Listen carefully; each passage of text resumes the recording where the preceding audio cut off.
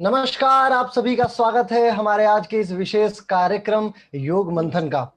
आप सभी को पता है मित्रों कि पिछले कुछ दिनों में योग मंथन कार्यक्रम की लोकप्रियता अपने प्रासंगिक विवेचनों के कारण से अति लोकप्रिय होती चली गई है। और इन प्रासंगिक विवेचनों की जो कार्यविधि है ये जरूरी है, क्योंकि योग एक ऐसा विषय बन चुका है जो ना केवल आदि दैविक अपितु आदि भौतिक स्तर पर भी बहुत कार्यरत है।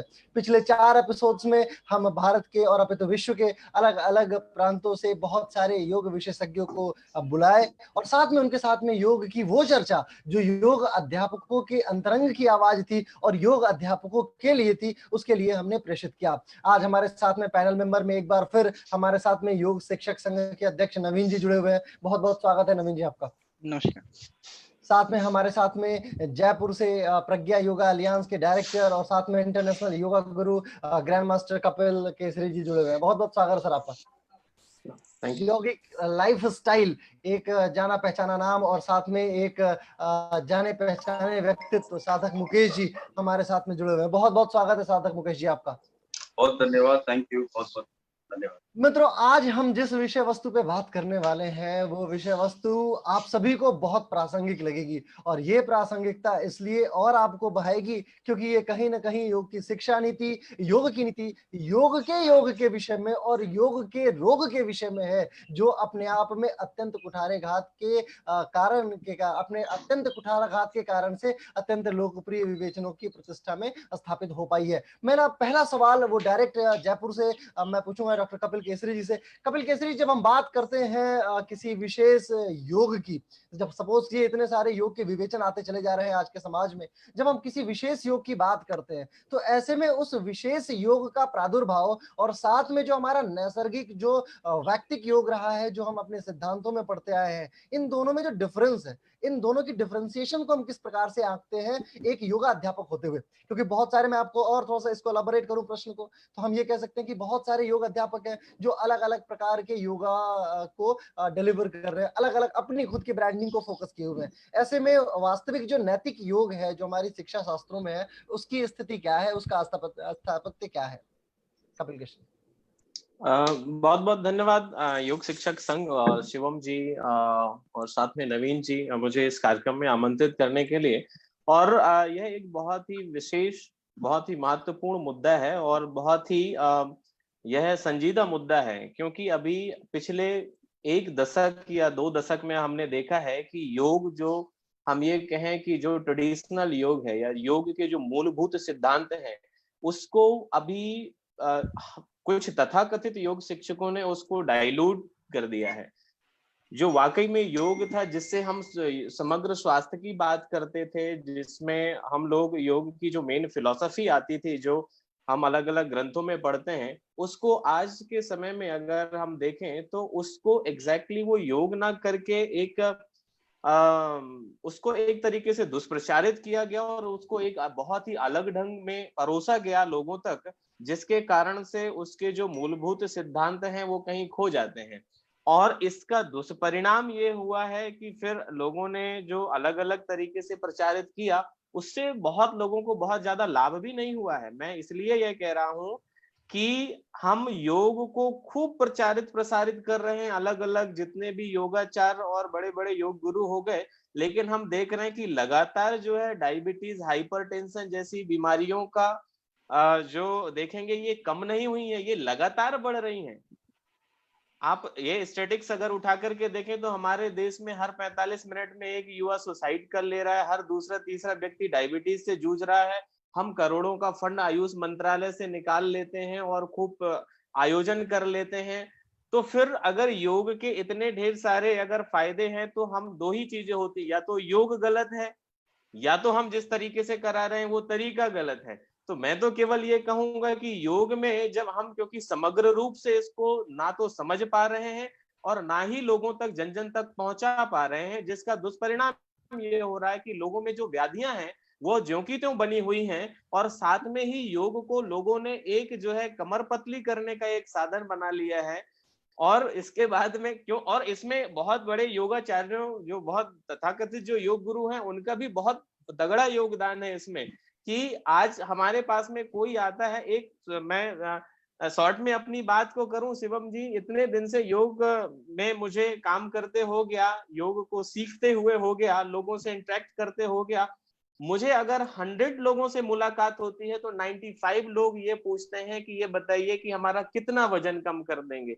क्या योग को हमने वजन कम करने का साधन ही मात्र मान रखा है? और फिर योग को अलग अलग तरीके से hot yoga, nude yoga, beer yoga, whisky yoga और पता नहीं कितने कितने तरह का योग मार्केट में आ गया, और वो एक जमूरी की तरीके से जो है क्रम चल रहा है। बहुत दुख होता है मुझे, और मैं इस वेदना को सच में नहीं स्पष्ट कर सकता, क्योंकि आप सभी लोग इसमें बहुत दिनों से प्रयास कर रहे हैं और मेरा भी प्रयास है। बीच में एक क्रम और आ जाता है कि उसमें कंपटीशन तक ही सीमित हो गया। मैं ये नहीं कह रहा हूं कि नहीं, कंपटीशन चलिए ठीक है, आप उत्साहित करने के लिए कर रहे हैं, लेकिन लोगों ने योग को केवल आसन, some collection of yoga postures and some breathing techniques, that's it, इतना ही जो है यहाँ तक सीमित कर रखा है। और अगर ये ऐसा ही चलता रहा तो वो दिन दूर नहीं है कि जब लोग जो है इसके प्रति एक बहुत ही अलग तरीके का नजरिया बना लेंगे। जी, जी, जी। मैं अपने इसी विवेचन के कारण से बहुत सारे विषयों को प्रादुर्भावित हमेशा से करता रहा हूँ, और जो आचार्य कपिल केसरी जी ने बात कही है, जो ग्रैंड मास्टर कपिल केसरी जी ने बात की है, वास्तव में ये अपने आप में एक विशद विवेचना का विषय है। इसी विवेचना को कराने के लिए हम योगिक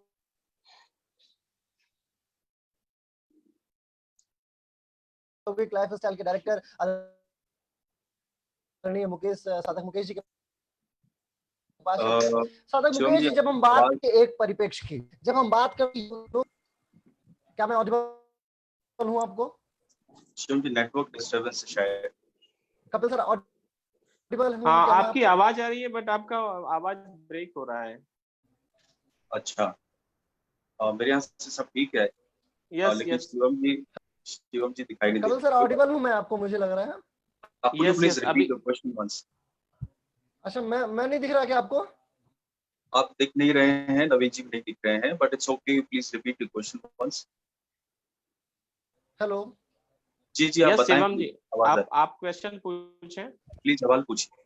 अच्छा, मैं ये जी, जानना चाह रहा था कि जब योग के इस विषय की बात, जी जी, मैं ये जानना चाह रहा था कि जब भी हम योग के भ्रष्टाचार से ग्रसित हैं, और साथ में जो योग के करने वाले लोग हैं, जो योग के करता है, मतलब साधक और साध्य, ये दोनों एक विशेष भ्रष्टाचार में लिप्त हैं, इस भ्रष्टाचार पे आप प्रकाशापात करें मुकेश जी। भ्रष्टाचार ये बड़ा इंटरेस्टिंग है, क्योंकि किसी डेवलपिंग कंट्री में और इवन डेवलप्ड नेशंस में भ्रष्टाचार में लिप्त होना ये स्वाभाविक है, क्योंकि तंत्र बहुत मजबूत नहीं होता और सभी के अपने अपने स्वार्थ होते हैं, और योग की जो सही आत्मा है वो लोगों के अंदर होती नहीं है। इसका बड़ा कारण है आध्यात्म की कमी। आध्यात्म के बिना योग वैसा ही है जैसे आत्मा के बिना शरीर, और इसीलिए मेरा मानना यह है कि आध्यात्मिक जो उसका तत्व है, एलिमेंट, उसकी कमी के कारण ऐसा होता है।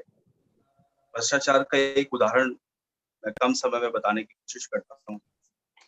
2010 में एक इवेंट हुआ था बहुत बड़ा, और भारत देश के गौरव की बात थी।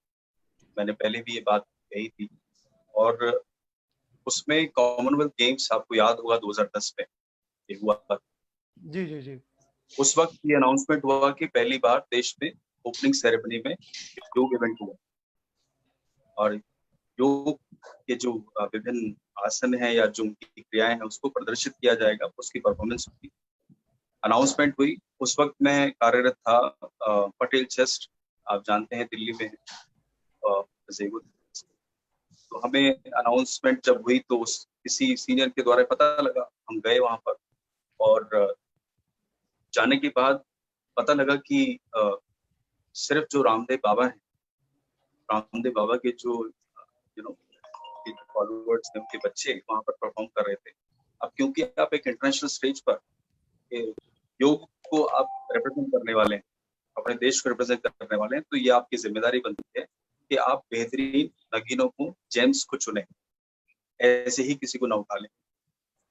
क्योंकि वहाँ पर प्रदर्शन ठीक नहीं था और परफॉर्मेंस उनकी अच्छी नहीं थी, तो हमारे एक सीनियर हैं और काफी पुराने अभ्यासी हैं, उन्होंने इन्फॉर्म किया और हम लोग गए सीधा। और ये योगा दिल्ली कैंट एक जगह है, नारायणा के बाद आती है, और वहां पर इसका एक तैयारियां चल रही थी, तो उसमें इतना ज्यादा बुरा हाल था, आप ये समझ लीजिए कि प्रैक्टिशनर्स नहीं थे वो, बस स्कूली बच्चे थे और जैसे तैसे काम चल रहा था, और जो सिखाने वाले थे वो कोरियोग्राफर्स थे मुंबई से। पता चला उनकी जो मतलब भ्रष्टाचार की, मैं एक उदाहरण दे रहा हूँ, बहुत ही सटीक उदाहरण है, उसके अंदर जो रिफ्रेशमेंट मिलनी थी वो दिखाई कुछ जा रही थी बड़ी अमाउंट, और दिया कुछ जा रहा था, एक बिस्किट का पैकेट, एक केला और घर निकलो ये हाल।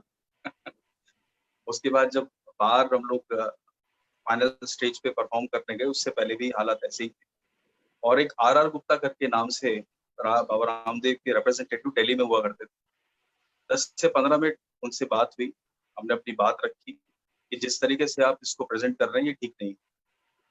और यकीन मानिए 800 परफॉर्मर्स थे लगभग, उन सभी को हमने लीड किया था और सभी हमारे साथ थे। 10 से 15 मिनट आर गुप्ता साहब बोल नहीं पाए थे, जवाब नहीं था हमारी ही बातों का।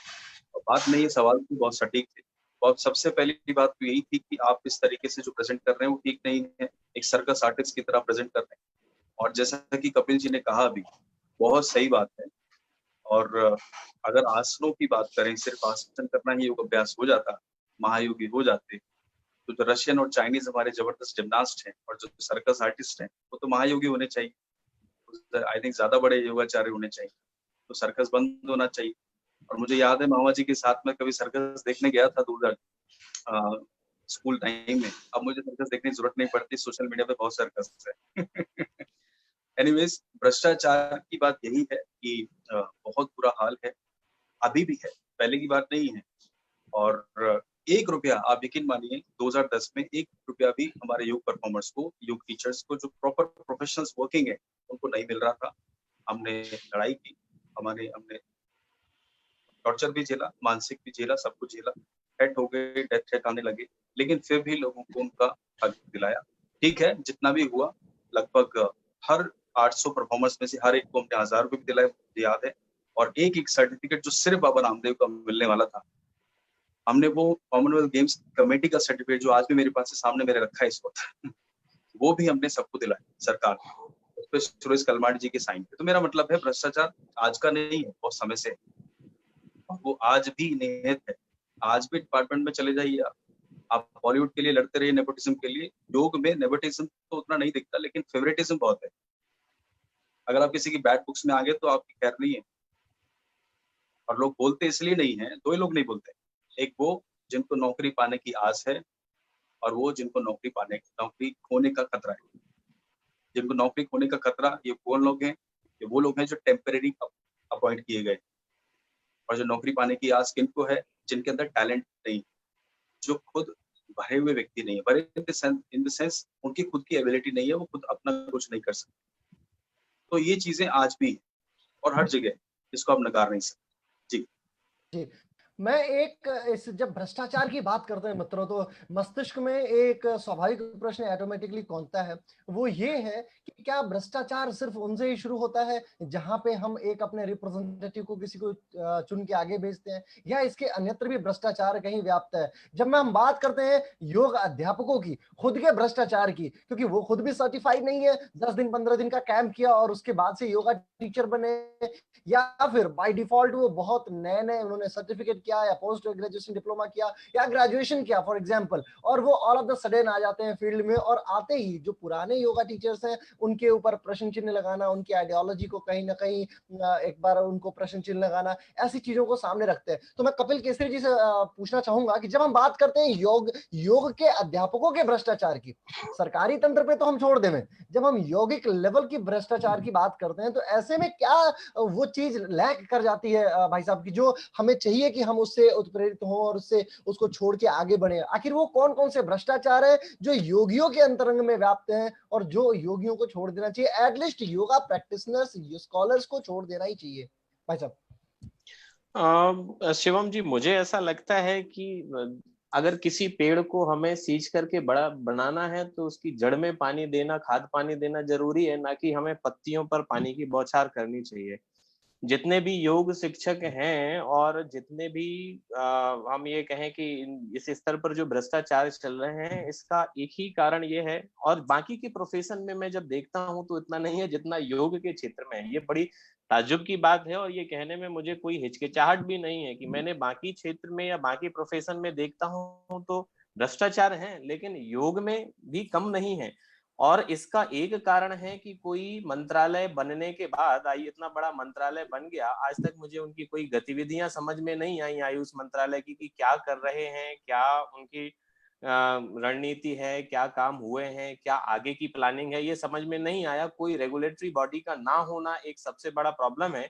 जब ये नहीं होता है तो क्या करते हैं कि अभी मार्केट में जब आप देखेंगे तो समाज में कई प्रकार के योग शिक्षक हैं। किसी लोगों ने अपना ग्रेजुएशन किया, किसी ने मास्टर डिग्री, किसी ने पीएचडी किया, कोई नेट क्वालिफाइड है और कोई 5 दिन का कैंप कर लिया, कोई 2 दिन का ही कैंप कर लिया और इसके बाद में मार्केट में आकर के और योग कराना सिखा दिया, उन्होंने शुरू कर दिया। अब उनको आप कैसे कहोगे, क्योंकि कोई सिस्टम नहीं है। अगर कोई सिस्टम होता तो उसके थ्रू हम लोग उनको कह पाते, या जो प्रैक्टिशनर है, जो क्लाइंट्स हैं, वो कह पाते कि आपके पास कौन सा सर्टिफिकेट है, मंत्रालय से मिला है, अप्रूव्ड है या नहीं है। अब तो वो 7 दिन वाला 5 दिन वाला कैंप करके भी सिखा रहा है, तो हम यहाँ से उसको कंट्रोल नहीं कर सकते। क्योंकि आज मैं जयपुर की बात करूं, एक छोटा एक शहर है जिसमें नहीं करते हुए कम से कम जो है 6,500-7,000 का डेटा तो मेरे पास में उपलब्ध है। तो इस शहर में इतने योग टीचर, उसमें अगर हम बात करें तो कुछ, मुझे नहीं लगता कि 500 भी टीचर ऐसे होंगे जो वेल एजुकेटेड होंगे और किसी रिकॉग्नाइज इंस्टीट्यूट से वो सर्टिफाइड होंगे। बाकी सब लोग वही हैं, 2-4-6 दिन के कैंप किए हुए। तो हम इनको, अगर हम कहें कि ये अपेक्षा हम रखें कि लोगों से कि नहीं, योग शिक्षक को नहीं, एक नैतिक जिम्मेदारी बनती है, उन्हें नहीं करना चाहिए उनको, क्योंकि एक टीचर है जो एक इंस्ट्रक्टर है, आसन करा सकता है, वो 5 दिन का 7 दिन का कैंप किया वाला इंस्ट्रक्ट तो कर ही रहा है, वो थेरेपी भी दे रहा है साथ में।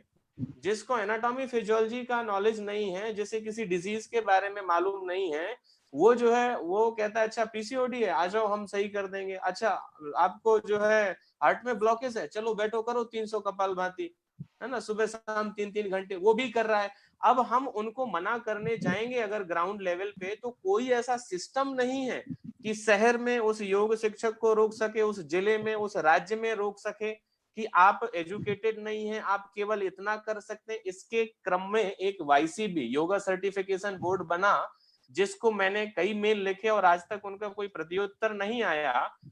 उसमें क्यूसीआई वाईसीबी के नाम से जो अभी चल रहा है कि वो करेंगे और सर्टिफाइड करेंगे, वो भी पूरी तरीके से मैं फेलियर मानता हूँ। मैं हालांकि उसका एग्जामिनर हूँ, वाईसीबी का मैं लंबे समय से एग्जामिनर हूँ और एग्जाम जा करके लिए हैं मैंने, लेकिन वो बिल्कुल ही इसमें जो है नाकाम रहे हैं इस चीज को लागू करने में कि योग शिक्षक को एक मिनिमम एक एलिजिबिलिटी जो है उसकी होनी चाहिए, सर्टिफाइड करके उनको क्राइटेरिया। क्योंकि देखिए, एक जो अगर आप जाएंगे उसमें एलोपैथी सिस्टम में देखेंगे तो जो अगर स्किन स्पेशलिस्ट है वो आपको हार्ट की चिकित्सा नहीं करेगा। जो अगर जो बच्चों का डॉक्टर है वो किसी गायनी के केस को नहीं देखेगा। ऐसा सिस्टम हम इसमें क्यों नहीं लाते हैं? एक मेरी पैनल में बातचीत हो रही थी तो हमारी बड़ी बहस हुई कि हमने एलोपैथी, तो मैंने कहा एलोपैथी वाले प्रमोट नहीं करते हैं योग को, जो है रोग के साथ योग की भी बात करनी पड़ेगी। तो उसने बहुत सही जवाब दिया, बोले अगर हम मार्केट में जो है सब लोग स्ट्रांग वो बना करके, टीम बना करके कम्बुफ्लेम को और सिट्रिजन को अगर इतना हाइप पे ले जा सकते हैं, तो योग शिक्षा क्यों नहीं एक साथ ऐसा करके और उसको मार्केट में ला सकते हैं और उसको लोगों के लिए रुझान पैदा हो जाए, ऐसा क्यों नहीं कर पा रहे हैं? ये बहुत सही बात उन्होंने कही थी। तो एक तो शिवम जी, ये मैं मानता हूं कि कोई रेगुलेटरी बॉडी का ना होना जिसकी वजह से ये सिस्टम नहीं बन सकता है, क्योंकि यहाँ पर हर जो है 2 दिन वाला व्यक्ति भी योगाचार्य लगा रहा है, योग गुरु लगा रहा है, दाढ़ी बाल बढ़ा लेता है ना। क्योंकि आजकल हमारे समाज में जो है इसकी ज्यादा पूछ है। कलयुग के समय में जिसके दाढ़ी मूछ ज्यादा बड़ी है और थोड़ा सा आंखें आधी खोली आधे बंद कर लेता है और थोड़ा सा, तो उसको जो है एक सिस्टम बना है हमारे समाज में कि उसके चरणों में जो है नमन बंदन और आप सब कुछ ज्ञाता है।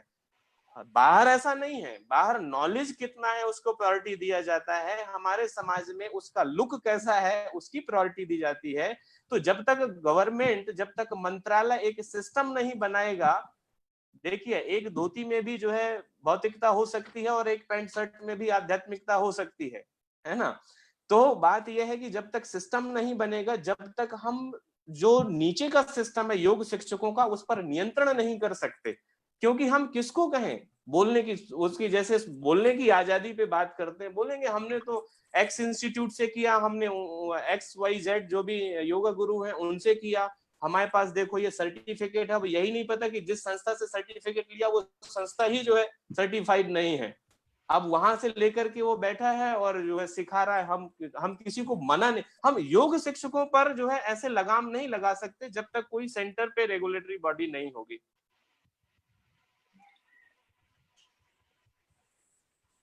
जी, बड़ी बड़ी बात है नवीन जी। जब मैं बात करता हूं किसी ऐसी ऐसी विवेचना की, आदरणीय नवीन जी, जब हम बात करते हैं, मैं आपसे ये प्रश्न पूछना चाहूंगा कि जब भी ऐसा की एक पॉलिटिकल साइंस में एक बहुत उत्तम उदाहरण आता है, हिस्टोरिकल अप्रोच की बात की, मार्क्स ने इस विषय पे बहुत कुठाराघात किया। कार्ल मार्क्स ने कहा कि जब भी हिस्टोरिकल अप्रोच की हम बात करते हैं या फिर क्या आपकी अथॉरिटीज है काम नहीं कर पा रही हैं, तो आपको संयमित होना चाहिए, आपको मिलना चाहिए, और आपके मिलने के साथ ही आप, तो ऐसे सर्टिफिकेशन बोर्ड की बात करते हैं, तो क्या योग शिक्षक रेगुलेटरी अथॉरिटी बनाए, बाद में गवर्नमेंट बनाएगी, बनती रहेगी, इन दोनों विषयों पे क्या क्या विशेष अंतर हो सकता है? आदरणीय नवीन जी, आप इसे डिस्टिंग्विश, क्या डिफरेंस है इसमें? जी, सबसे पहले तो मैं यहाँ पे जो पैनल में जो चर्चा कर रहे हैं आदरणीय कपिल जी और साधक मुकेश जी, उनको धन्यवाद देता हूँ कि अपनी बातों को वो बहुत ही मुखर तरीके से रख रहे हैं। जहाँ तक बात आप कह रहे हैं शिवम कि रेगुलेटरी बॉडी की बात अगर हम कर रहे हैं, तो रेगुलेटरी बॉडी अगर हम एक संगठन के लेवल पे बनाते हैं तो ये वैलिड होगा ही नहीं, क्योंकि जब हम पैरेलल सिस्टम की बात करते हैं, जब आप एक गवर्नमेंट ऑर्गेनाइजेशन की बात करते हैं, तो जो रेगुलेटरी बॉडी होती है वो गवर्नमेंट ऑथराइजेशन के पास उसकी राइट्स होती है, क्योंकि जो भी रूल एंड रेगुलेशन जो पास होते हैं वो आपके संविधान के तहत होते हैं। जब आप रेगुलेटरी बॉडी की बात करते हैं तो ये भी उसी का एक प्रारूप है, और ये हम एक इंडिविजुअल लेवल पे या इंडिविजुअल संस्था के लेवल पे नहीं बना सकते। हाँ, आप गाइडलाइंस में सजेशन दे सकते हैं, ये आपका राइट्स है, क्योंकि you are the non government organization, NGO के तौर पे आप काम कर रहे होते हैं, तो यू आर राइट पर्सन कि आप उन्हें सजेशन दे सकते हैं। हाँ, उनकी बॉडी में अगर आपकी अपॉइंटमेंट होती है तो आप वहां भी रह सकते हैं उनको एज एडवाइजरी के तौर पे। अगर अगर आप में एलिजिबिलिटी है तो आप एज अपॉइंटेंट के तौर पे अपॉइंट हो सकते हैं। लेकिन अगर ये कहना कि हाँ, अगर हम पर्सनल अपने लेवल पे योग शिक्षक संघ बना ले, या आपकी संगठन बना ले, या फिर कपिल जी की संगठन बना ले, या साधक मुकेश जी की संगठन बना, तो ये पॉसिबिलिटी ही नहीं है, क्योंकि फिर आप लॉ के अगेंस्ट काम कर रहे हैं। अगर हम इस पे अगर कोई कहता भी है कि हाँ मैं इस तरह का नियम बना के मैं करवा रहा हूं, तो ये सरासर असंवैधानिक है, और इस तरह की चीजें तभी पॉसिबल है जब एक गवर्नमेंट बॉडी के तौर पे ये चीज रखी जाए। इसमें पहल ये होनी चाहिए, हम लगातार 3 महीनों से रेगुलेटरी बॉडी की एक मुहिम भी छेड़ रखी है, और इसमें हम लोग ने ये रखा है कि रेगुलेटरी बॉडी जो बने वो सिर्फ एक संगठन के तौर पे नहीं बने, या हमने कोई प्रस्ताव रखा ये मेरे अकॉर्डिंग नहीं बने। उसमें जितने भी संस्थान हैं वो अपने अकॉर्डिंग अपना प्रस्ताव रखें, अपने लेटर हेड पे रखें, कोई भी इसका क्रेडिट ना ले किया, क्योंकि जब ये काम अगर होता है, ये रेगुलेटरी बॉडी बनती है इस संदर्भ में, तो इसमें आपका भला नहीं है, मेरा भला नहीं है। आप नहीं भी रहेंगे तब भी भला होगा, मैं नहीं रहूंगा तब भी भला रहेगा, संगठन कोई नहीं रहेगा तब भी ये रेगुलेटरी बॉडी चलती रहेगी। जैसे आपको एग्जाम्पल के तौर पर आपको समझाना चाहूंगा कि आपने बोला भ्रष्टाचार फिर भी नहीं रुकता। जैसे आपने इतने सारे लॉ हैं, घर में कोई चोरी हो जाती है तो क्या करते हैं आप? एफआईआर दर्ज करते हैं। क्या एफआईआर दर्ज करने के बाद वो पकड़ा भी जाता है, उसके बाद भी क्या घटनाएं रुकती है? नहीं, ये एक सिस्टम है, जहां तक जिसको समझ नहीं रहती है वो ये घटनाएं करते रहेंगे। लेकिन आपके पास जब रेगुलेटरी बॉडी होती है तो आपको लगाम लगाने का भी क्षमता होता है, चाहे कुछ भी हो, चाहे कितने बड़े भी आप कुख्यात अपराधी हो या कितने भी भ्रष्टाचारी हों, अगर आपके पास एक सेंट्रलाइज्ड बॉडी है, रेगुलेशन करने की क्षमता है, तो कुछ भी करें आप उससे उस दायरे से बाहर नहीं निकल सकते। तो रेगुलेटरी बॉडी आने से मुझे एक चीज नहीं समझ में आती कि सिर्फ एक चीज सब खत्म हो जाएगी। सबसे पहला चीज जो मुझे समझ में आता है कि परमानेंट एम्प्लॉयमेंट जनरेट हो जाएगा, क्योंकि आज के डेट में चाहे मंत्रालय हो या फिर बड़ी बड़ी संस्थाएं, वो क्यों नहीं अपॉइंट कर रही परमानेंट? जब आप परमानेंट कब करेंगे? जब आपके पास रेगुलेटरी बॉडी नहीं है तो आप परमानेंट की बात कैसे कर सकते हैं? किस बेसिस पे आप रखेंगे? कुछ सरकारें, राज्य सरकारें ने इन चीजों को कंसीडर किया और अपने अपने अधिकार क्षेत्र, जहां तक उनका अधिकार क्षेत्र है, उस पे अपना कुछ परमानेंट वैकेंसी भी निकाल रहे हैं और योग्य अध्यापक जा भी रहे हैं। लेकिन अगर आप एक टेरिटरी की बात करें, आप कहाँ कहाँ अपने स्तर पे प्रयास करेंगे? राज्य सरकारें हों या कोई भी सरकारें हों, कितनी प्रयास करेंगी? जब तक कि एक सेंट्रलाइज्ड अगर बॉडी नहीं बनती है, तब तक ये समस्या हमेशा उत्पन्न होती रहेगी। बेरोजगारी की जो समस्या आज भी है, लोग आवाज उठा रहे हैं, बहुत सारे संगठनों से आवाज उठ रही है। ये बहुत ही सार्थक प्रयास है कि कम से कम अब आवाज तो उठनी शुरू हो गई है। पहले इसके बारे में चर्चा भी नहीं होती थी, लोग एक गुरु शिष्य परंपरा। लेकिन आजकल मैं अभी भी देख रहा हूँ बहुत सारे संगठन है वार्तालाप से कतराते हैं। जैसे आज मुकेश जी यहाँ पे हैं, कपिल जी यहाँ पे हैं, और भी पैनलिस्ट आ रहे हैं। ये सार्थक वार्ता होते तो उनकी वार्ता निकल के आती है। मैंने कई संगठनों को कॉल किया, मैं आज खुल के नाम बताता हूँ। मैंने कुछ कपिल जी कहना चाह रहे हैं, 1 मिनट में आपको नहीं, मैं जैसे मैं आपको, मैंने संगठनों को जो इस तरह के रेगुलेशन बॉडी की बात आई, तो हमने जो देखा कि जब योग डे आता है, बड़े बड़े संगठन, चाहे पतंजलि योग हो, बाह्य संस्था हो, श्री श्री रविशंकर जी, ईशा फाउंडेशन जो सदगुरु जी चलाते हैं, या फिर आयनो जैसी इंटरनेशनल नेचुरोपैथी ऑर्गेनाइजेशन, इस तरह की बड़े बड़े संस्थाएं, लोग बोलते हैं आप इतना लोगों को मैं योग कराऊंगा, हमारे वॉलेंटियर बने, सब एकदम इस तरह से बताते हैं कि आपको सर्टिफिकेट मिलेगा, टी शर्ट मिलेगा, ये मान कुछ भी वो जो भी प्रतिलोभन देते हैं। उस समय तक तो इतनी चर्चाएं होती कि आप लगता है कि आप उनसे बड़ा बेल विशर आपका कोई है ही नहीं। कभी आप सोच भी नहीं सकते कि उससे बड़ा बेल विशर भी आएगा। लेकिन जब एक पैंडेमिक समय है जहां पे लोगों ने इस तरह की समस्याएं पहले फेस नहीं की थी, ये जो आवाज उठनी क्यों शुरू हुई? क्योंकि लोगों ने समस्याएं को फेस करना शुरू किया, उनको तकलीफ हुई, अपने अंदर की दर्द उनको खुद में महसूस हुई कि ये मेरा दर्द नहीं है, ये सबका दर्द है, और अगर इस तरह चलता रहा तो आगे अगर ऐसी कोई भी सिचुएशन आएगी तो हम हैंडल करने के लेवल पे नहीं। आज भी यही हो रही है। मैंने कुछ संगठनों को भी इनवाइट किया है कि आप अपने तरीके से तो बात रखें। बहुत संगठनों ने आश्वासन दिया है कि हम आएंगे, और ये 16 अगस्त के बाद की जो रूपरेखा रहेगी, बहुत सारे संगठन, बड़े बड़े संगठनों से भी पदाधिकारी आएंगे। मेरा सिर्फ इतना कहना है कि आपका, हम नहीं कह रहे कि हम रेगुलेटरी बॉडी बनाने जा रहे हैं, ये मेरा काम नहीं है, ये सभी का काम है। आपका क्या विचार है? आप जो बाद में जब योग डे आता है तो 1 महीना तो ऐसा परचम लहराते हैं कि लगता है कि पूरा ताकत आप उसमें झोंक देते हैं, लेकिन उसके बाद 1 साल आप कहाँ रहते हैं? आप ना तो, बहुत सारे संगठन ऐसे हैं जो कि योग से बिलोंग भी नहीं करते हैं, लेकिन उनके संगठनों में 80 से 90% जो डेटा है वो योगा टीचरों का है। आप योगा टीचर के तौर पे अभी हम उनको जानते हैं जो सर्टिफिकेट ले बैठे हैं या फिर किसी एकेडमिक से पास हुए हैं, लेकिन आज वो भी अब समझ नहीं पा रहे हैं कि यार हम योग शिक्षक हैं भी क्या? हमें कोई क्राइटेरिया ही नहीं पता है उनको। सबको कंसीडर किए जा रहे हैं। लोग बहुत सारी मांगे उठा रहे हैं, आर्थिक पैकेज को लेकर मांग उठा रहे हैं। बहुत ही सराहनीय योग है कि इस तरह की मांगे भी उठनी चाहिए, ऐसा नहीं कि नहीं, लेकिन उसका प्रारूप क्या है, किस बेसिस पे मिलेगा, इस पे विवेचन नहीं हो पाता। ये एक बहुत ही गंभीर विषय है कि जब आप कोई चीज मांग रखे, जैसे हमने रेगुलेशन बॉडी की मांग रखी है, तो उसमें हम एक पॉइंट नहीं कंसीडर कर रहे हैं, हम एक नहीं कई पॉइंट हैं। जैसे अगर रेगुलेशन बॉडी आता है तो सबसे पहला है कि आपका परमानेंट होगा। केंद्रीय विद्यालय जैसे संस्थानों में जो भी चल रहे हैं आज एक एडॉक बेसिस पे हैं, वो बाहर निकाल दिए जाते हैं। वाईसीबी की जो प्रक्रिया है उसमें सुधार हो जाएगा। रिसर्च को कभी भी बढ़ावा दिया नहीं जा रहा आज के डेट में। आप बोलते हैं कि नहीं योग से सब कुछ संभव हो रहा है, लेकिन आप रिसर्च बेस पे कोई भी संगठन नहीं रख पा रही है इन चीजों को। और सब बोलते हैं मेरे पास इतना बड़ा इंफ्रास्ट्रक्चर है रिसर्च का, लेकिन उस पे कहाँ है आप अगर रिसर्च करना चाहें तो आप अपने कहाँ पे उसको प्रस्तुत कर रहे हैं, कौन सी रेगुलेटरी बॉडी को सौंपेंगे आप, कहाँ पे उसका ऑथेंटिकेशन होगा? आज के डेट में यही चीजें हैं कि कुछ तथाकथित संस्थाएं हैं जो कि मिनिस्ट्री में अच्छा पहुंच रखती हैं, या फिर अच्छे दिन का, हम ये नहीं करें आपका नहीं हो सकता, आपका भी हो सकता है, लेकिन उन्होंने अपना काम किया है पहले, तभी वो वहां है। तो मेरी उनसे कोई विरोधाभास नहीं है कि आप वहां हैं, बहुत ही अच्छी बात है। लेकिन एक रेगुलेटरी बॉडी बनाइए जो और संस्था के लोग हैं, जो बहुत ही योग में महारत हासिल किए हुए हैं, जो अपनी क्षमता भी रखते हैं कि आपको सजेशन दे सकते हैं, आप उनको तो कंसीडर करें, ताकि एक जो विवेचन कर रहे हैं, जो हम लोग ये वार्ता कर रहे हैं, इससे निष्कर्ष तो निकले। और योग हमें भी पता है कि गुरु शिष्य की परंपरा है, ये विवेचना से ही होगा। बहुत सारे लोग तो अब जैसे हम लोग चलाते हैं योग मंथन के कार्यक्रम, इनकी भी क्रिटिसिज्म करते हैं कि लोग आते हैं फेसबुक पे चर्चा करते हैं, उनसे क्या होगा?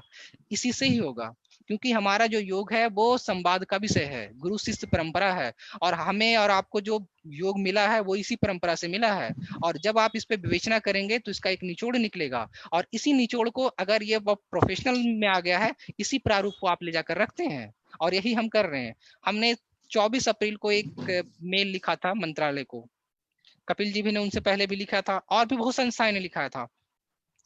मंत्रालय की तरफ से सिर्फ हम ये सोच रहे थे कि जो हमने पॉइंट्स रखा है क्या उन पे कुछ विचार आया उनका, लेकिन उनका रिवर्ट जो आया मैं आपको शेयर भी करूंगा कि मैं अभी स्क्रीन भी शेयर करूंगा कि हमने क्या रखा, मैं आपको दिखा भी देता हूँ कि हमने क्या रखा था उस पे, ताकि लोगों को ये भी पता चले कि हम लोग किस बेसिस पे बात कर रहे हैं।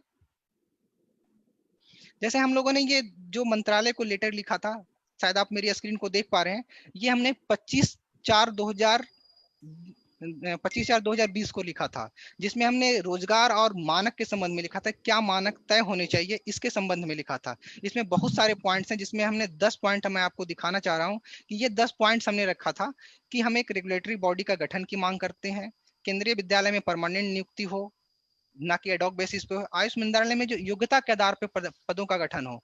यहाँ पे योग्यता की अगर हम बात कर रहे हैं तो हम ये नहीं कह रहे हैं कि जो संगठन वहां से जुड़े हुए हैं उनके पास क्षमता नहीं है, लेकिन आप देखें उसमें से कितने ऐसे व्यक्ति हैं जो कि योग से बिलोंग कर रहे हैं। एक या दो व्यक्ति मिलेंगे, एक या दो व्यक्ति मिलेंगे या तीन व्यक्ति मिलेंगे जो कि इस पद को सुशोभित हैं और वो कर सकते हैं, तो हम उनसे विरोधाभास नहीं है हमारा। लेकिन मैं ये कहता हूं कि नहीं, आप और भी संगठनों का तो सहयोग लें। क्या कपिल जी में ये योग्यता नहीं है कि वो अपना एडवाइजरी बॉडी के तौर पे वहां पे काम कर सकें? क्या आप में ये क्षमता नहीं है? क्या मुकेश जी में ये क्षमता नहीं है कि वो अपने मेंटल हेल्थ पे अगर काम कर रहे हैं तो इन चीजों को वहां पे रख पाए और लोगों को बता पाए? क्यों अपने संगठन से क्षमता होती है हर एक संगठन की, अपनी क्षमता से हम तो कोशिश कर रहे हैं, लेकिन क्या हम गवर्नमेंट की तरह से कर सकते हैं? क्या हम एक रेगुलेशन पास कर सकते हैं? मेरी बातें कहाँ तक मानी जाएगी? तो इन सब चीजों पे बहुत ही विचारणीय कदम हमें रखना होगा। और इस तरह से अगर हम आगे बढ़ते हैं, अगर रेगुलेशन बॉडी आती है तो सिर्फ एक बिंदु पे नहीं होगा, ये बहुत सारे ऐसे बिंदु हैं जो कि ऑटोमेटिकली होंगे। हाँ, भ्रष्टाचार की हम ये नहीं कह सकते कि खात्मा हो जाएगा, लेकिन हम लगाम लगाने में तो सक्षम हो जाएंगे। तो ये सारी चीजें हैं जो जो कि हम लोग को करना चाहिए। और एज ए संगठन के तौर पे योग शिक्षक संघ का जब से मुझे पदभार मिला है और जब से मुझे ये कार्यभार दिया गया है, आने वाले जब तक मेरा कार्यभार है, इस रेगुलेशन बॉडी को लेकर मेरी मुहिम पूरी जारी है। और अभी तक मैं एक आपसे एक इंफॉर्मेशन भी शेयर करना चाहता हूं कि पूरे इंडिया से हमारे पास 133 संगठनों का सहयोग मिला है। बाकी मौखिक सहयोग तो मिल रहा है लोगों से, लेकिन बहुत सारी संगठनें जो कि फेसबुक पे ही सिर्फ रजिस्टर्ड हैं, उनका अपना कोई अस्तित्व नहीं है, तो उन संगठनों को हम काउंट भी नहीं कर रहे हैं। तो ये विडंबना है कि आप फेसबुक पे कुछ भी संगठन बना लें और उसको संगठन का नाम दे देंगे, तो ये ऑथेंटिक नहीं है। आप किस बेसिस पे बात रख रहे हैं ये भी पहले आप रजिस्टर्ड होके तो बात कीजिए। आप कोई बात भी छेड़ देते हैं लेकिन आपकी ऑथेंटिसिटी नहीं रहती है, ये एक बहुत बड़ी विडंबना है योग में। तो जहां तक है रेगुलेशन बॉडी पे, हम इंडिविजुअल तो काम कर ही रहे हैं, मैं चाहूंगा कि सारे संगठन मिलकर इस चीज को करें, तो एक बहुत ही बड़ी पहल होगी योग में। जी शिवम जी। मुकेश जी, आपसे एक बड़ा प्रश्न है। जब हम बात करते हैं ना किसी रेगुलेटरी बॉडीज की, किसी अथॉरिटीज की, इन सब में एक बात कहीं ना कहीं धूमिल होती नजर आ रही है, वो है योग। योगाचार्य से आप चाय वाला दूध वाला योगा वाला बन जाते हैं। ये इस यात्रा में कितना समय लगता है मुकेश जी? जब हम योगा वाला बन के किसी के घर में घुसते हैं तो क्या क्या है इसका प्रारूप, क्या है इसकी विवेचना, क्या है आपकी नजरों के अनुसार? आपने कहा योग आचार्य और योगा वाला, ये सब चीजों को आप समझना चाह रहे हैं रेगुलेटरी बॉडी के बारे में, राइट? यही कह रहे हैं? नहीं, मैं ये कहना चाह रहा हूँ कि जब हम बात करते हैं किसी अथॉरिटी की, तो अथॉरिटी तो हमारी सेकेंडरी प्रारूप में आती है। जब आप ऑल ऑफ द सडन बिना अथॉरिटी के, बिना किसी विवेचना के, किसी क्लाइंट के घर के लिए आप योगाचार्य XYZ से आप योगा वाला बन जाते हैं। सर कौन आया है जी? योगा वाला आया है ना? तो ये यात्रा कितनी विशद है? इस यात्रा में क्या समय लगता है? आखिर कैसे यहाँ तक पहुंच जाते हैं? मतलब ये इतनी लंबी यात्रा कैसे तय कर पाते हैं योगाचार्य से योगा वाला तक की जो पहुंच है? फिर तो रेगुलर अथॉरिटीज की बात तो आएगी आएगी। पहले हम व्यक्तिगत लेवल की तो बात करें। बहुत सही नब्ज पकड़ी आप, बड़ा अच्छे से एक्सप्लेन किया नवीन जी ने, वेरी नाइस। एक्चुअली क्या है कि सबसे पहले रेगुलेटरी बॉडी जो आपने बताई सच में बहुत जरूरी है। आप एक चार्टर्ड अकाउंटेंट हैं और मैं बहुत बड़ी जानी मानी हस्ती को पिछले 10 सालों से अभ्यास कराने का प्रयास कर रहा हूँ, प्रैक्टिस करा रहा हूँ। फैमिली हमारे पास है और वहां पर भी एक बॉडी है, राइट? उनका ICAI, आई थिंक वो एक संगठन है जी उनका। जी जी और जी फिर एक लॉयर्स का भी एक होता है, वो डॉक्टर्स का भी एक बॉडी होती है, जो जी दिशा निर्देश वो देते हैं उसी पर सारे देश में अमल होता है, राइट? जी ऐसा ही बिल्कुल सही बात है। योग क्षेत्र में, यौगिक साइंस के क्षेत्र में ये बहुत जरूरी है। और क्योंकि कोई भी कहीं से कुछ भी शुरू कर रहा है, कपिल जी ने कहा भी, ये बड़ा अच्छा कहा। मैं एक नाम लेना चाहूंगा, लेकिन मेरा नाम लेने का मकसद जो है वो हर्ट करना नहीं है किसी को, बट ये बहुत गंभीर है। भारतीय योग संस्थान, आपने नाम सुना होगा। अब अंदर की क्या कहानी मैं नहीं जानता, जो मैं महसूस कर पाया कि 10 लोग पार्क में प्रैक्टिस कर रहे हैं, एक व्यक्ति खड़ा होकर करा रहा है, अगले हफ्ते उसी भीड़ में से खड़ा होकर वो करा रहा है। मेरी बात समझ रहे हैं आप? जी जी बड़ी खतरनाक चीज है। और वही ये बता रहा है कि अगर आपकी कमर में दर्द है तो आगे मत झुकिए, है ना? और आपको हार्ट इश्यूज हैं, कोरोनरी आर्टरी डिजीज है, तो आप कपालभाति मत कीजिए। मतलब एक पर्टिकुलर लाइन रटी है कि कमर दर्द है तो आगे नहीं झुकना है। 4 बातें सीखने के बाद आप योगा थेरेपिस्ट हो, ये खतरनाक चीज है। ये खतरनाक उनके लिए तो है ही, वो तो घंटाधार है, लेकिन उनके लिए है ज्यादा जो सीखने वाले हैं। और इसी कारण से योगा वाला बनता है, कोई भी व्यक्ति योगा वाला बन जाता है। ये बात बड़ी, 2-4 पॉइंट बड़े अच्छे थे, मैंने नोट भी किए। उसमें एक था कि कोई भी 2-4 दिन ट्रेनिंग लेकर के योगा वाला या योगा टीचर, योगाचार्य बन जाते हैं। मैं फिर एक नाम लूंगा। 2008 में मुझे याद है, लगभग 12 साल हो गए इस बात। उस वक्त द्वारका में कैंप चल रहा था। कोई भी मेरी बात होगी वो किसी फैक्ट पर आधारित होगी, कोशिश ये करता हूँ हवा में बातें नहीं करती। 2008 में द्वारका महावीर एन्क्लेव एक पड़ता है वहां पर, आपको पता होगा। जी एक कैंप चल रहा था, वो कैंप चल रहा था योग शिक्षकों का। और उस योग शिक्षक कैंप में क्या हो रहा था जानते हैं? 1 हफ्ते की ट्रेनिंग थी, लगभग 1 हफ्ता 1 महीने की ट्रेनिंग थी। और आई थिंक एक हफ्ता, अगर मैं गलत नहीं। और वो सिर्फ एक एक स्क्रीन थी वहां पर, और वो बाबा जी, बाबा रामदेव जी जो हैं अपना व्याख्यान दे रहे थे, सीढ़ी चलती थी, लोग सुनते थे और वही अभ्यास करते थे और अपने घर आ जाते। और उसके बाद 1 हफ्ता पूरा हुआ और आप बन गए योग शिक्षक। समझ रहे हैं आप? तो कितना खतरनाक है। दूसरा, एक बात कही अभी, बड़ा पॉपुलर था पिछले दिनों, क्वालिटी काउंसिल ऑफ इंडिया, एकमात्र सर्टिफिकेट, आप एक एग्जाम पास करके आप योग शिक्षक बन जाते हैं। ये बहुत घातक है। ये घातक उस व्यक्ति के लिए भी जो इसको करने वाला है, घातक उसके लिए भी है, उसके लिए ज्यादा है जो उनसे सीखने वाला है, क्योंकि आप कंफ्यूजन क्रिएट कर रहे हैं। एक व्यक्ति जो 1 साल अपने आप को पूरा अच्छे से गेस करके प्रॉपर ऑर्गेनाइजेशन में किसी बड़े इंस्टीट्यूट में, यूनिवर्सिटी में जाके ट्रेनिंग ले रहा है 1 साल अच्छे से, मैं मिनिमम लेके चल रहा हूँ, या डिग्री कर रहा है, पोस्ट ग्रेजुएशन कर रहा है, PhD कर रहा है, जो भी है। और एक व्यक्ति जो एक सर्टिफिकेट, एक छोटा एग्जाम पास करके बन जाता है, दोनों के टाइटल क्या है? योगा इंस्ट्रक्टर या योगा टीचर। टाइटल यही है, आई थिंक, मैं अगर गलत, योगा इंस्ट्रक्टर। और फिर कंफ्यूजन अगेन, क्योंकि सिखाना, ये दोनों क्या कहाँ जाने वाले हैं? ये वहां जाने वाले हैं जो योग सीखने वाले हैं, उनके पास जाने वाले हैं। अब जो सीखने वाला है उसको क्या चाहिए? उसको चाहिए मुझे योग सीखना है। दोनों ये क्लेम कर रहे हैं कि मैं योगा टीचर, राइट, मैं योगा इंस्ट्रक्टर। तो दोनों सही है अपने जगह, क्योंकि एक क्वालिटी काउंसिल ऑफ इंडिया ने उसको सर्टिफाइड कर दिया कि भाई आप योगा टीचर हो, योगा इंस्ट्रक्टर हो, और वो ऑलरेडी कहीं तक हो। लेकिन क्योंकि ये व्यक्ति बार्गेनिंग कर जाता है, कौन? जो QCI से सर्टिफाइड है कि भैया मैं जो है आपसे कम ले लूंगा, या थोड़ा और बार्गेनिंग कर लेता है। और फिर वो व्यक्ति जो सीखने वाला स्टूडेंट है, वो QCI जो होल्डर है, सर्टिफिकेट होल्डर, उससे अभ्यास करना शुरू कर देता है। तो कितनी घातक स्थिति है। उस बेचारे ने, उसकी तो पॉकेट के हिसाब से उसको तो वही सूट करेगा ना जो सस्ता हो, इसीलिए उसने उसको एक्सेप्ट किया और वो प्रैक्टिस करने लगा। अब यहाँ गड़बड़ किसकी? यहाँ इस सिस्टम की गड़बड़। कितना घातक है ये! घातक उन सभी के लिए जो योग अभ्यास करने वाले। तो यहाँ सिर्फ और सिर्फ योग शिक्षकों को समझने की जरूरत नहीं है, ये उनको भी समझने की जरूरत है जो योग सीखने वाले हैं। ये उनको अंधेरे में रखने वाली बात, ये बहुत ही खतरनाक है। ये भविष्य अच्छा नहीं होने वाला है। सो सॉरी टू से दिस, लेकिन ये सच्चाई है। लोग कंफ्यूजन में है कि भाई हमें तो योगा वाला चाहिए। अच्छा जी, करा सकते हो, ठीक है जी, करा सकते हैं। वहाँ बार्गेनिंग चलती है, आप पैसे कम लीजिए, आपसे सीख लेंगे या मुझसे सीख लेंगे, किसी से भी सीख लेंगे। एक और पॉइंट था कि हॉस्पिटल में आप जाइए कभी, इसके ऊपर मैंने एक जोक भी बनाया था और वो जोक नहीं है, और वो फैक्ट है, वो एक्चुअली एक सरकाज़्म में कटाक्ष है। तो ये है कि आप जा रहे हैं हॉस्पिटल में जाकर के आप देखिए, समझिए चीज़ों को। आप हॉस्पिटल जा रहे हैं, रिसेप्शन पे जाइए, तो आपसे रिसेप्शनिस्ट पूछेंगे कि भैया आपको समस्या क्या है? बोले जी मेरे घुटने में दर्द है। ठीक है जी, आप जो ऑर्थोपेडिक सर्जन है या ऑर्थो में आप जाइए, 5 बजे बैठेंगे, ठीक है। जी अपॉइंटमेंट मिल गई आपको, आप जा रहे हैं, ठीक है।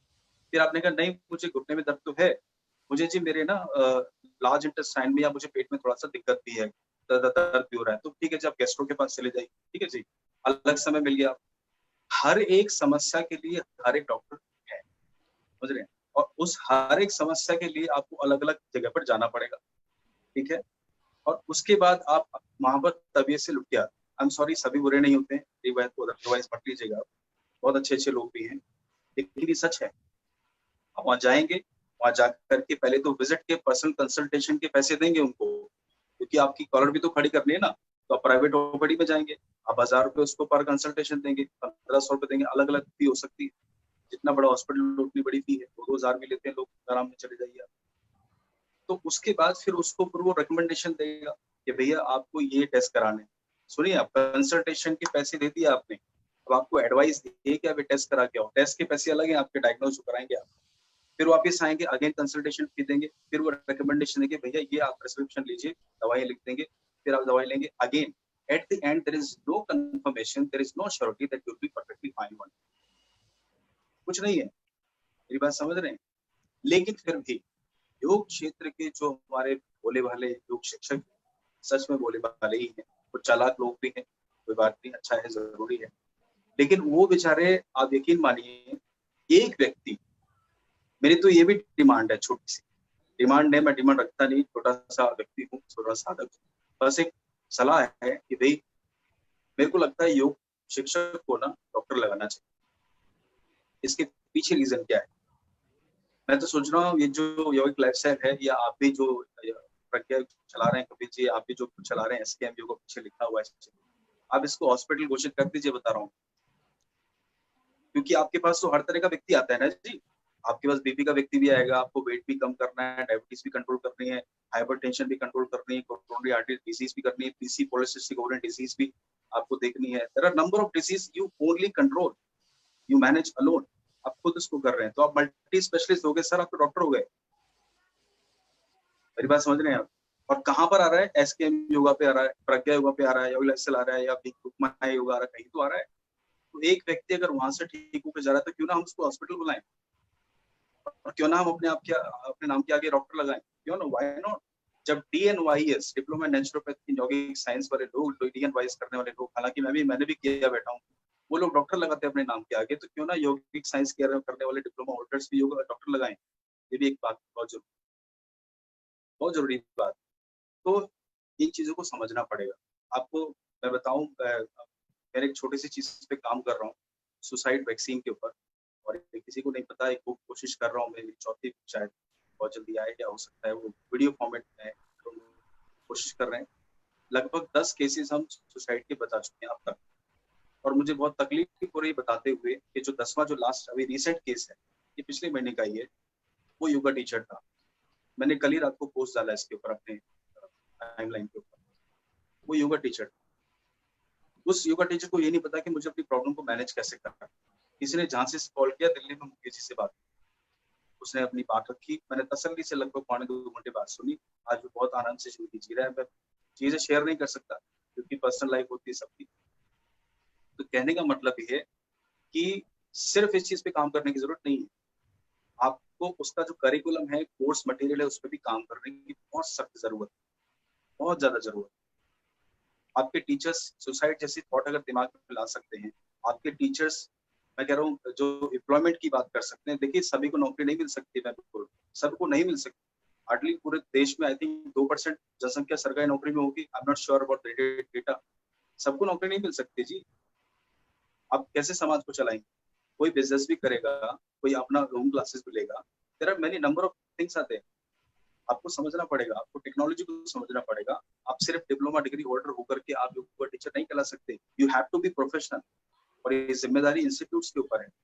This is the only reason. आप बिल्कुल, आपको मैं एक बता रहा हूँ, कई लोग हमारे पास सब पहले भी आए थे, सर मुझे ऐसे ऐसे चाहिए। एक व्यासा से एक अभी आई पिछले 2-3 महीने पहले, मैंने उनको पूछा कि ये छोटी सी टेक्नोलॉजी के बारे में भी आप ऐसे ले सकते हो सेशन? कहते कि सर मैंने कभी लिया नहीं है और ये नहीं है।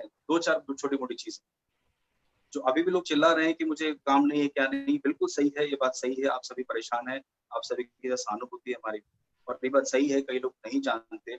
और इसके पीछे जिम्मेदार सिर्फ और सिर्फ वो संस्थाएं हैं जिनको धड़ल्ले से डिग्रियां बांट, सर्टिफिकेट बेच रहे हैं, लिटरली बेच रहे हैं। यकीन मानिए, यूपी में जब जो वैकेंसीज निकली थी 8-8 हजार रुपए की, जब जो दिहाड़ी मजदूर बनाए थे योगा टीचर, तो वहां पर यही था। हमारे पास बड़े फोन है कि सर दे दो, हम आ नहीं सकते, डिप्लोमा दे दो 20,000, 10,000, 15,000, चाहते तो पैसे कमा सकते थे। वियतनाम से मुझे फोन आया कि सर मैंने आपके बारे में बड़ा सुना है, मेरे को यहाँ जॉब मिल रही है होटल में, तो आप मुझे लिख करके दे दो एक डिप्लोमा। ये काम नहीं कर सकती, धंधेबाजी।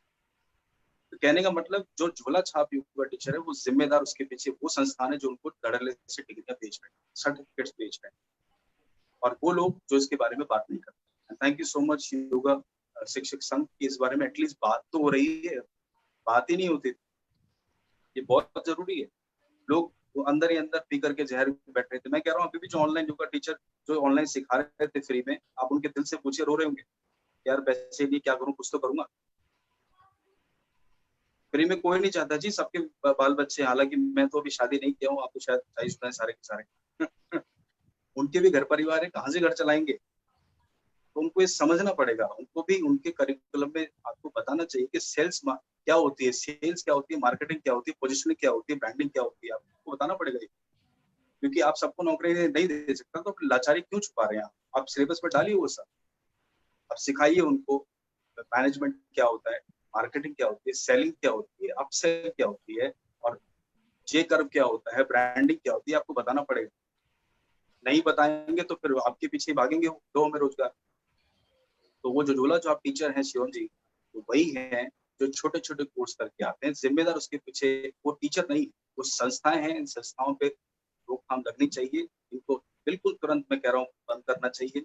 इसीलिए रेगुलेटरी बोर्ड की बहुत सख्त जरूरत, बहुत सख्त जरूरत, और पूरी सख्ती से लागू करना चाहिए। एक लास्ट पॉइंट बोल रहा हूँ कि इसीलिए जब ये जो हम लोग 2010 में मैं प्रोजेक्ट में था, traditional knowledge digital library, TKDL नाम से, उस प्रोजेक्ट में BK सेंगर से एक्सपर्ट थे काफी लोग, मैं भी उसमें था। एक शूटिंग चल रही थी सेक्टर जो पता नहीं नोएडा, फिल्म सिटी नोएडा आप जानते हैं, उसमें वो शूट था वो, हाँ उसमें चल रहा था। उसके अंदर फिर जब ये बात हुई तो उसमें चीजें चल रही, और यही चल रहा था कि विदेश में जो चीजें चल रही हैं उसको सेव करने के लिए क्या करें। आई थिंक ऐसा कुछ।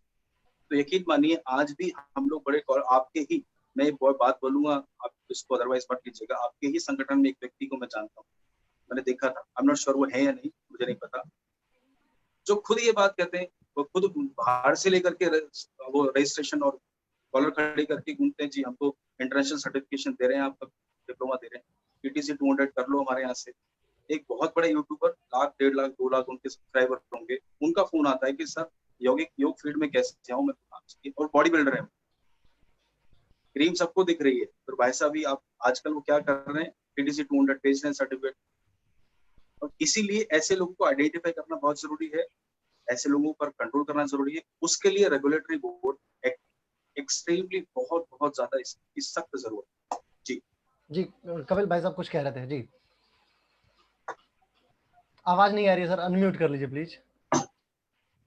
मैं एक्चुअली शिवम जी ये बात कहना चाहूंगा जी, हम आज का मुद्दा जो डिस्कस ये कर रहे हैं कि भाई ये चैलेंजेस हैं, रेगुलेटरी बॉडी नहीं है, रेगुलेटरी बॉडी बननी चाहिए, तब जाकर के ग्राउंड में जो ये प्रॉब्लम्स हैं ये सॉल्व हो जाएंगे, है ना। इसका सिस्टम ठीक है, यही है, मान गए कि बहुत ढेर सारी समस्याएं हैं और वो उसका एक ही सोल्यूशन है कि रेगुलेटरी बॉडी बने। रेगुलेटरी बॉडी नहीं बन रही है, इसके लिए आप हमें एक बातचीत को और एक बात को ध्यान रखना पड़ेगा कि जो योग शिक्षक हैं और योग संगठन है उनमें यूनिटी नहीं है। हर एक प्रोफेशन में एक यूनिटी है, और जिसकी यूनिटी होने की वजह से वो गवर्नमेंट से हर एक चीजों को मनवा लेते हैं, और उनको जो भी बदलाव करने होते हैं वो कर लेते हैं, क्योंकि एक जो भी एक प्रोफेशन है उसमें एक यूनिटी है। हर एक लोगों का, जैसे डॉक्टर एक प्रैक्टिस करता है तो उसका एक नंबर होता है जो रजिस्टर्ड होता है गवर्नमेंट की वजह से, वो देता है। पुलिस ऑफिसर का एक चेस्ट नंबर होता है। एक एडवोकेट है, उसका भी एक एसोसिएशन है, वो भी उसका एक नंबर होता है बार जिस एसोसिएशन। लाइसेंस नंबर के नाम पर वो करता है। योग शिक्षक के पास में ऐसा नहीं है, और ये नहीं है क्योंकि रेगुलेटरी बॉडी नहीं है। रेगुलेटरी बॉडी क्यों नहीं है? क्योंकि जितने भी योग शिक्षक हैं और योग संस्थान हैं, वो क्या है कि वो सब लोगों को अपना एक अलग तंबू का नाच चाहिए, है ना। योग दिवस आता है तो बोले नहीं हम कर तो लेंगे, लेकिन मुख्य मंच में कौन बैठेगा, लड़ाई इसकी है। तो किसी को लगता है कि हमारा इंस्टीट्यूट आना चाहिए, मेरा चेहरा आना चाहिए, और ये इतना बड़ा लूप होल है कि जब तक ये चीज रहेगी तो भूल जाएं कि गवर्नमेंट आपको जो है, जब तक गवर्नमेंट आपसे क्यूसीआई के नाम पर टैक्स लेती रहेगी, कोई आप चाहे बीएससी एमएससी पीएचडी करके आइए, आपको कोई जो है आपका रजिस्ट्रेशन नंबर नहीं देगी, और आपको जो है घर घर जाकर के क्लास ही लेना पड़ेगा। तथा कथित योग संस्थाएं जो उसकी वाहवाही करेंगी, चापलूसी करेंगी, मंत्रालय की कुछ फंड इशू करा करके योग महोत्सव मना लेंगे, और हम जो है यूं ही गीदड़ों की तरीके से चिल्लाते रहेंगे। इसका एक रीजन बस जो मुझे मेजरली लगता है कि यूनिटी ना होना, और उसके योग संस्थान जो बने, काफी ऐसी संस्थाएं बनी कि हम जो है योग शिक्षकों के हितों की बात करेंगे। बीच बीच में जो है ऐसे बहुत संस्थाएं पनपी कि नहीं ऐसा करो, चलो हमारे सेक्टर में बहुत ज्यादा अनएम्प्लॉयमेंट है, बहुत ज्यादा समस्याएं हैं, तो हम जो है आपकी कवायद करते हैं। उस नाम पर संस्थाएं भी बनी, और इसके बाद में जब वो संस्था बात को लेकर के मंत्रालय के पास गई तो उन्हें बोलते हैं जी बैठो चाय पियो, बोलो क्या समस्या है। बोलो क्यों चक्कर में पड़े हो, तुम ऐसा करो लो 5 लाख रुपए लो जाकर के, साल का हम आपको 2 प्रोग्राम दे देंगे, कि क्यों इनके चक्कर में पड़े हो। ठीक है सराई साहब, है ना। तो कई जो है नेक इरादों के साथ संस्थाएं बनी, और इसके बाद में फिर जो है उनसे सेटिंग वहां पर हुई और दबा दिया गया। हमारे योग शिक्षकों के बीच में वाकई में एक यूनिटी नहीं है, और यूनिटी ना होने की वजह से, क्योंकि कुछ लोग ये चाहते हैं हम क्यों बुरे बने, हो सकता है कि कल के लिए हमें ये लाभ मंत्रालय से मिल जाए। जब अभी एक पत्र लिखा गया था कि जो है योग संस्थानों को खोला जाए क्वारंटाइन टाइम पर, जब हम हार्वर्ड की और इसकी रिसर्च पढ़ रहे हैं कि योग पर बहुत जो है लाभकारी है, तो हमने पत्र लिखा था कि 1 मिनट रुको, 1 मिनट बोल दो ले लो। तो जब ये पत्र लिखा और हमने ये बोला कि इसमें ये गाइडलाइन के थ्रू जो है इसको लागू कर दिया जाए, 5 लोग होने चाहिए सैनिटाइजर और टेम्परेचर मेजर करके, तो उसमें मुझे बहुत फोन आए कि बहुत अच्छा कदम है भाई साहब, बहुत बढ़िया, बड़े चलो बड़े, हम तुम्हारे साथ में, तुम संघर्ष करो ना, कि भाई मिश्रा जी तुम संघर्ष करो, हम तुम्हारे साथ हैं। और जब मेन पॉइंट आएगा तो अरे साहब किसने वो बातचीत हुई, भाई ये मुद्दा किसने उठाया, बोले उन्होंने। अच्छा, अरे वो बहुत बेकार आदमी है, कभी भी ऐसा करता। तो ये जो पीछे से जो है ये करने की आदत है ना, तो ये जो है बहुत ही है अभी, और जब तक ये रहेगा तब तक जो है हम जो है मंत्रालय के सामने अपनी बात स्ट्रांग तरीके से रखने में असमर्थ रहेंगे। आप देखिए कि क्यूसीआई के नाम पर हर एक संस्था में, हर एक इंस्टीट्यूट में, हर एक यूनिवर्सिटी में योग के कोर्स चल रहे हैं, और मंत्रालय ही जो है क्यूसीआई का एग्जाम करा रहा है। फिर एम्प्लॉयमेंट क्यों नहीं दिया जा रहा है? आप टैक्स ही वसूल रहे हैं उनसे 3,000 4,000, किसी एग्जाम की इतनी फीस नहीं है, किसी एग्जाम का इतना हाई परसेंटेज नहीं है। 3 साल बाद में रिन्यूअल करना है, वो भी हमें उसमें ऐतराज नहीं है, लेकिन फिर रिन्यूअल तो सबका कराओ। जब पुलिस ऑफिसर होता है, जब वो भर्ती होता है तो 10 फीट की दीवार फांद जाता है, 10 साल बाद में उसका पेट फूल जाता है, फिर वो 5 फीट की दीवार भी नहीं जो है छलांग मार पाता है। तो 3 साल में सबके लाइसेंस रिन्यू करो। खाली योग शिक्षक का हम इसमें ऐतराज नहीं है कि वाईसीवी के नाम पे 3 साल पे मत करो हमारा, लेकिन हमारे साथ में सबका करो। तो हमें जो है सबसे बड़ा पॉइंट यही है कि फिर या तो क्यूसीआई का एग्जाम मत लो। क्यूसीआई का एग्जाम आपको पता है, आप ये हमें ये डालना चाहिए, आरटीआई फाइल करना चाहिए कि क्यूसीआई के नाम पर साल में जितनी पीआरसी भी बनी है, कितना फंड इकट्ठा किया, मंत्रालय को कितना फंड गया, और कितनी वैकेंसियां निकाली। कोई भी वैकेंसी परमानेंट वैकेंसी नहीं है। डिस्ट्रिक्ट योगा वेलनेस सेंटर के नाम पर, आप केंद्रीय विद्यालय के नाम पर 2 साल 1 साल के लिए ले लेते हैं, इसके बाद में वो मारे घूमते हैं। कितनी ताज्जुब की बात है कि विश्वविद्यालय से जो है मास्टर डिग्री पीएचडी किया हो, चाहे सर्टिफिकेट किया हो, लेना हो उसको पर्सनल क्लास ही है। कोई मतलब, तो फिर वो समय भी बर्बाद कर रहा है, पैसा भी बर्बाद कर रहा है, और दर दर भटक करके जो है वो क्लासेस ले रहा है। तो मंत्रालय को, हमें सबसे पहला पॉइंट मुझे महत्वपूर्ण लगता है कि यूनिटी का होना, ये बात हम सब संस्थानों को और योग शिक्षकों को समझनी पड़ेगी। और जो गाइडलाइन अभी नवीन जी शो कर रहे थे उसमें ऑलमोस्ट सारे पॉइंट आ गए हैं। जब ये पॉइंट उसमें चले जाएंगे तो मंत्रालय ये तय करे कि उनको एक नंबर, एक लाइसेंस नंबर इशू किया जाए व्यक्तिगत योग शिक्षक को, और संस्थानों को तय यह किया जाए कि कौन संस्थान ऐसे हैं जो सर्टिफिकेशन करा सकते हैं, उनका स्टैंडर्ड क्या रहेगा। जब तक ये बात तय नहीं होगी, जब तक हम आपस में चर्चा करके कुछ कर नहीं सकते हैं। और अगर, क्योंकि नवीन जी कह रहे हैं कि मोर देन 100 संस्थान आ गए हैं हमारे पास में, तो ये खुशी की बात है। लेकिन कितने लोग दिल से आए हैं, क्योंकि उसमें कहीं ऐसी संस्थाएं तो नहीं है कि जो अलग से भी एक मेल लिख दिया हो कि भाई साहब ये बातचीत चल रही है, ऐसी संस्थाएं ना आ जी जी जाए। जी, नवीन जी कुछ कहना चाह रहे हैं, बताएं नवीन जी, जी शॉर्ट जी, में बात बहुत बताएं। ही जी, बिल्कुल शॉर्ट में ही रखूंगा मैं अपनी बात। जहां तक यूनिटी की बात कर रहे हैं कपिल जी, मैंने इसके लिए अभी पिछले 2 महीनों से, जब ये योग मंथन का कार्यक्रम जो ये बनाया गया, ये इसी इसी विषय को लेकर बनाया गया है। योग मंथन में आज शायद साधक मुकेश जी को मैं पर्सनली कभी मिला भी नहीं हूँ, लेकिन वो आज हमारे साथ बातचीत में है और मुखातिब है, तो ये कहीं ना कहीं यूनिटी को दर्शाता है। मैं पिछले 2 महीने से कंटिन्यूअस जितने भी संगठन है उनके साथ टच करने की कोशिश कर रहा हूँ, उनसे बात करने की भी कोशिश की। कुछ संगठनों ने अपनी अपनी मीटिंग्स भी रखनी शुरू की कि नहीं मैं ये कर रहा हूँ, आप एकजुटता का बहुत सारा एकजुटता कार्यक्रम पिछले 1 मंथ में आप देखें, अभी तक जो मेरी नॉलेज में जो मुझे दिख रहा है, करीब 53 या 54 ऐसी नई संस्थानें, संघ, महासंघ, संगठन, इस तरह की चीजें, महासंगठन, इस तरह के नाम से कई सारे एक सोशल मीडिया पे बाढ़ सी आ गई। मैंने उनके कार्यक्रम में गया और उनसे बातचीत करने की कोशिश की, लेकिन जब आप ये वैलिड पॉइंट उठाते हैं, उनका मोटो मैंने ये कि आप मेरे मेंबर्स बनो। योग शिक्षक संघ ने आज तक एक बार भी नहीं कहा कि आप मेरे मेंबर्स बनो। आप मेंबर्स खुद बन जाएंगे। आप संस्था अगर चला रहे हैं तो आपके संस्था की भी उतनी ही पावर है जितना कि मेरे संस्था की है। तो ये संस्था कहीं ना कहीं इक्वल होती है। बात रखनी है यूनिटी के बेस पे, तो यूनिटी का मतलब ये होता है कि जो चीज हम रख रहे हैं, क्या वो चीज सही है, आप उसको जज करें। अगर नहीं सही है तो आप अपना पॉइंट हमें उसमें एडिशन करें और आप अपने लेटर हेड पे दें। हमने ये भी कहा कि ये नहीं, किसी की क्रेडिट की बात नहीं है कि आप सिर्फ मुझे क्रेडिट दें या आप मेरी संस्था को क्रेडिट दें, नहीं। आप सिर्फ उन चीजों को रखें जहां पे आपको लग रहा है कि नहीं ये चीजें ऑथेंटिक वे में चल रही है और इसी चीज को लेके चलना है। तो यूनिटी के बेस पे हमने काम किया, लेकिन उसमें बहुत सारी संस्थाएं ऐसे ही निकल के आई जो कि नहीं, ये आप, मैं उनसे बहुत बड़ी चीज सोच रहा हूँ। बड़ी चीज आप तब सोच पाएंगे जब आप सारी समस्याओं को एकत्रित कर लेंगे। और योग मंथन का जो कार्यक्रम हम लोगों ने रखा, ये यूनिटी का एक पहल है। और एक, तो हमने बहुत नहीं कह सकते कि बहुत बड़े लेवल पे हमने कर लिया और हम करेंगे, लेकिन हाँ, हमारी ये छोटी सी पहल बहुत ही कामयाब दिख रही है, जिसकी चर्चा आज से नहीं तो कम से कम इंटरनेशनल पटल पे होनी शुरू हो गई और हमारे इंटरनेशनल लेवल से भी सेशन आने शुरू हो गए। तो ये कामयाबी की सीढ़ी है, पहली सीढ़ी है। जहां तक रही रेगुलेशन बॉडी की बनाने की, वो तुरंत बन जाएगा या नहीं बन जाएगा, ये समय का निर्धारण इस संगठन के यूनाइटी पे ही डिपेंड करेगा कि हम कितने यूनाइट हैं। अगर यूनाइट होकर किसी बात को अगर रखते हैं तो ये जरूर है कि हम इस चीज में कामयाब होंगे और इसमें हमें कोई नहीं रोक सकता। जी जी, मैं एक बात बहुत मेरे विचार में कौन रही थी, ये बात मैं साधक मुकेश जी से पूछना चाहूंगा। साधक मुकेश जी, जब हम बात करते हैं कि हम एक योग अध्यापक हैं और योग को पढ़ाते हैं, योग के ज्ञान के कारण से किसी व्यक्ति को जो आदि व्याधि से ग्रसित है, उसके आदि व्याधि को ठीक करते हैं।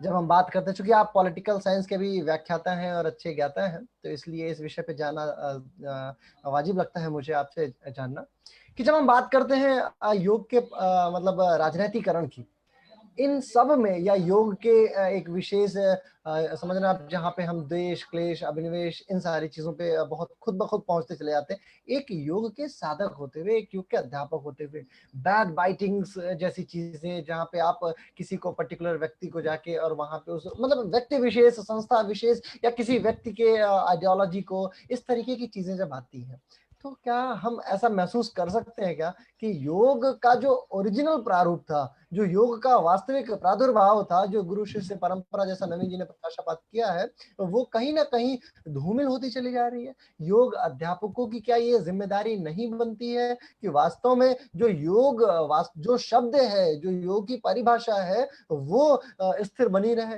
योग का उचित प्रारूपिक विवेचन जो है वो स्टेबल बना रहे? इन सब में कहीं ना कहीं मतलब राजनीतिकरण में धूमिल होता दिख रहा है योग। योग कहीं क्या कहते हैं, अपने किसी व्यक्तिगत क्लेश, द्वेष, अभिनिवेश में कहीं धूमिल होता दिख रहा है। तो क्या आपकी क्या विवेचना है साधक मुकेश जी इस परम विषय पे? शिवम जी, हो सकता है ये थोड़ा सा ख्याल लंबा जाएगा, लेकिन फिर भी कोशिश करते हैं। ठीक है, मुझे नहीं पता था कि आपको मेरा राजनीतिक बैकग्राउंड के बारे में पता है। एनीवेज, नहीं, उस एनालिसिस कवि करके हम लोग आए थे। कभी विषय रहा है बहुत टाइम पहले, लेकिन ये है कि राजनीति बुरी नहीं होती। राजनीति बहुत अच्छी चीज है। जब राजनीति के विरुद्ध लोग बात करने लग जाए, लोग राजनीति को गाली देने लग जाए, तो यकीन मानिए कि उस समाज का जो भविष्य है थोड़ा सा गड़बड़ होने को है। ये मैं नहीं कह रहा हूँ, चाणक्य ने कहा। अब ऐसे में ये चीज सच में बहुत जरूरी है, क्योंकि आपने ना अभी शायद नवीन जी ने बात कही कि कुछ संस्थान हैं जिसमें जिस तरीके से बात रखी जाती है, एकजुट ना होना, उसकी वजह से प्रॉब्लम है। देखिए, राजनीतिकरण उस तरीके से समझा जाए तो ठीक नहीं है। जैसे कोई बड़े संस्थान है, बड़े संस्थान में जो बड़े पदों पर, मैं इंडायरेक्टली कहूंगा, नाम किसी का नहीं है, उस ऐसे बड़े बड़े प्रतिष्ठित नामों में, ऑथेंटिक नामों में, विश्वसनीय नामों में जो है वो योग क्षेत्र और योग क्षेत्र के अंदर जो सही एंड यूजर तक योग पहुंचना चाहिए, उनके लिए काम नहीं हो रहा है ना। जो हमारे ऊपर बैठे बॉस हैं, उनके लिए काम हो रहा है, उनको खुश करने का काम, ताकि जो फंड मिला उसका जो यूटिलाइज करना है वो इस तरीके से किया जाए कि कम खर्च में और वापस फंड लौटाया जाए, ताकि मेरा पद्मश्री रेडी हो जाए। मैं नहीं जानता आपको कितना समझ पा रहे हैं, लेकिन ये सही में कहीं ना कहीं बात सच है। राजनीतिकरण की जहां तक बात है, मेरा पर्सनल मानना यह है कि एक प्रतिनिधि हमारा राजनीति में भी सच में होना चाहिए। ये बहुत जरूरी है अगर आपको अपनी बात को मजबूती के साथ रखना है, नहीं तो कोई आपकी सुनने वाला नहीं। चाहे वो कानून के क्षेत्र में हो, हमारा लीगल सिस्टम में भी एक व्यक्ति होना बहुत जरूरी है। अगर हम लोक शिक्षक संघ की बात करें, वहाँ भी बहुत जरूरी है कि एक लीगल सिस्टम मजबूत होना चाहिए। ठीक है जी। दूसरा, राजनीतिक में भी हमारे कोई ना कोई प्रतिनिधि तो होना चाहिए, ये बहुत जरूरी है। तो डेफिनेटली अब जहाँ तक राजनीतिकरण की बात है, ये बात सही है, राजनीतिकरण बहुत लोग कर रहे हैं, अभी भी है, देख लीजिए फेसबुक पर आए दिन चर्चाएं चलती रहती है, लेकिन सही मायने में काम नहीं हो पाता।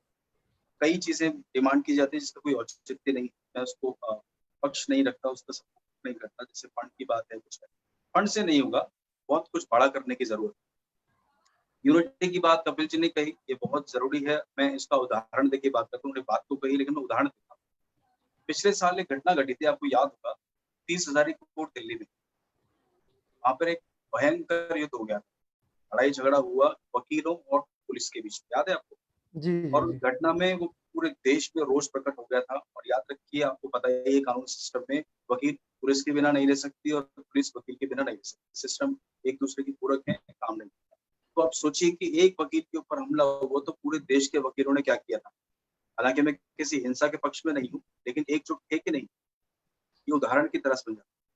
जी दूसरा जी उदाहरण है कि आप किसी डॉक्टर के ऊपर हाथ उठा दीजिए, एक बार डॉक्टर के ऊपर हमला करके देखिए एक बार, जी पूरे के पूरे देश के डॉक्टर ऐसी हड़ताल करेंगे कि जितने लोग इमरजेंसी बैठे होंगे मौत के घाट उतार दिए जाएंगे, ऐसे मर जाएंगे, कि वो काम ही नहीं करेंगे। क्या कर लोगे आप? उस सिस्टम को हाईजैक कर दिया जाता है। हालांकि मैं इसके पक्ष में तो नहीं हूँ, लेकिन एक यूनिटी बहुत जरूरी है। चार्टर्ड अकाउंटेंट्स का एक पूरा संगठन है या उनका कोई ऑर्गेनाइजेशन है, अब तो दिल्ली पुलिस का भी बन गया है। तो एक ऐसा यू नो एक ऐसा रेगुलेटरी बोर्ड के अलावा, क्योंकि रेगुलेटरी बोर्ड जैसा कि नवीन जी ने कहा, कोई संस्था नहीं बना सकती, वो सरकार का काम है।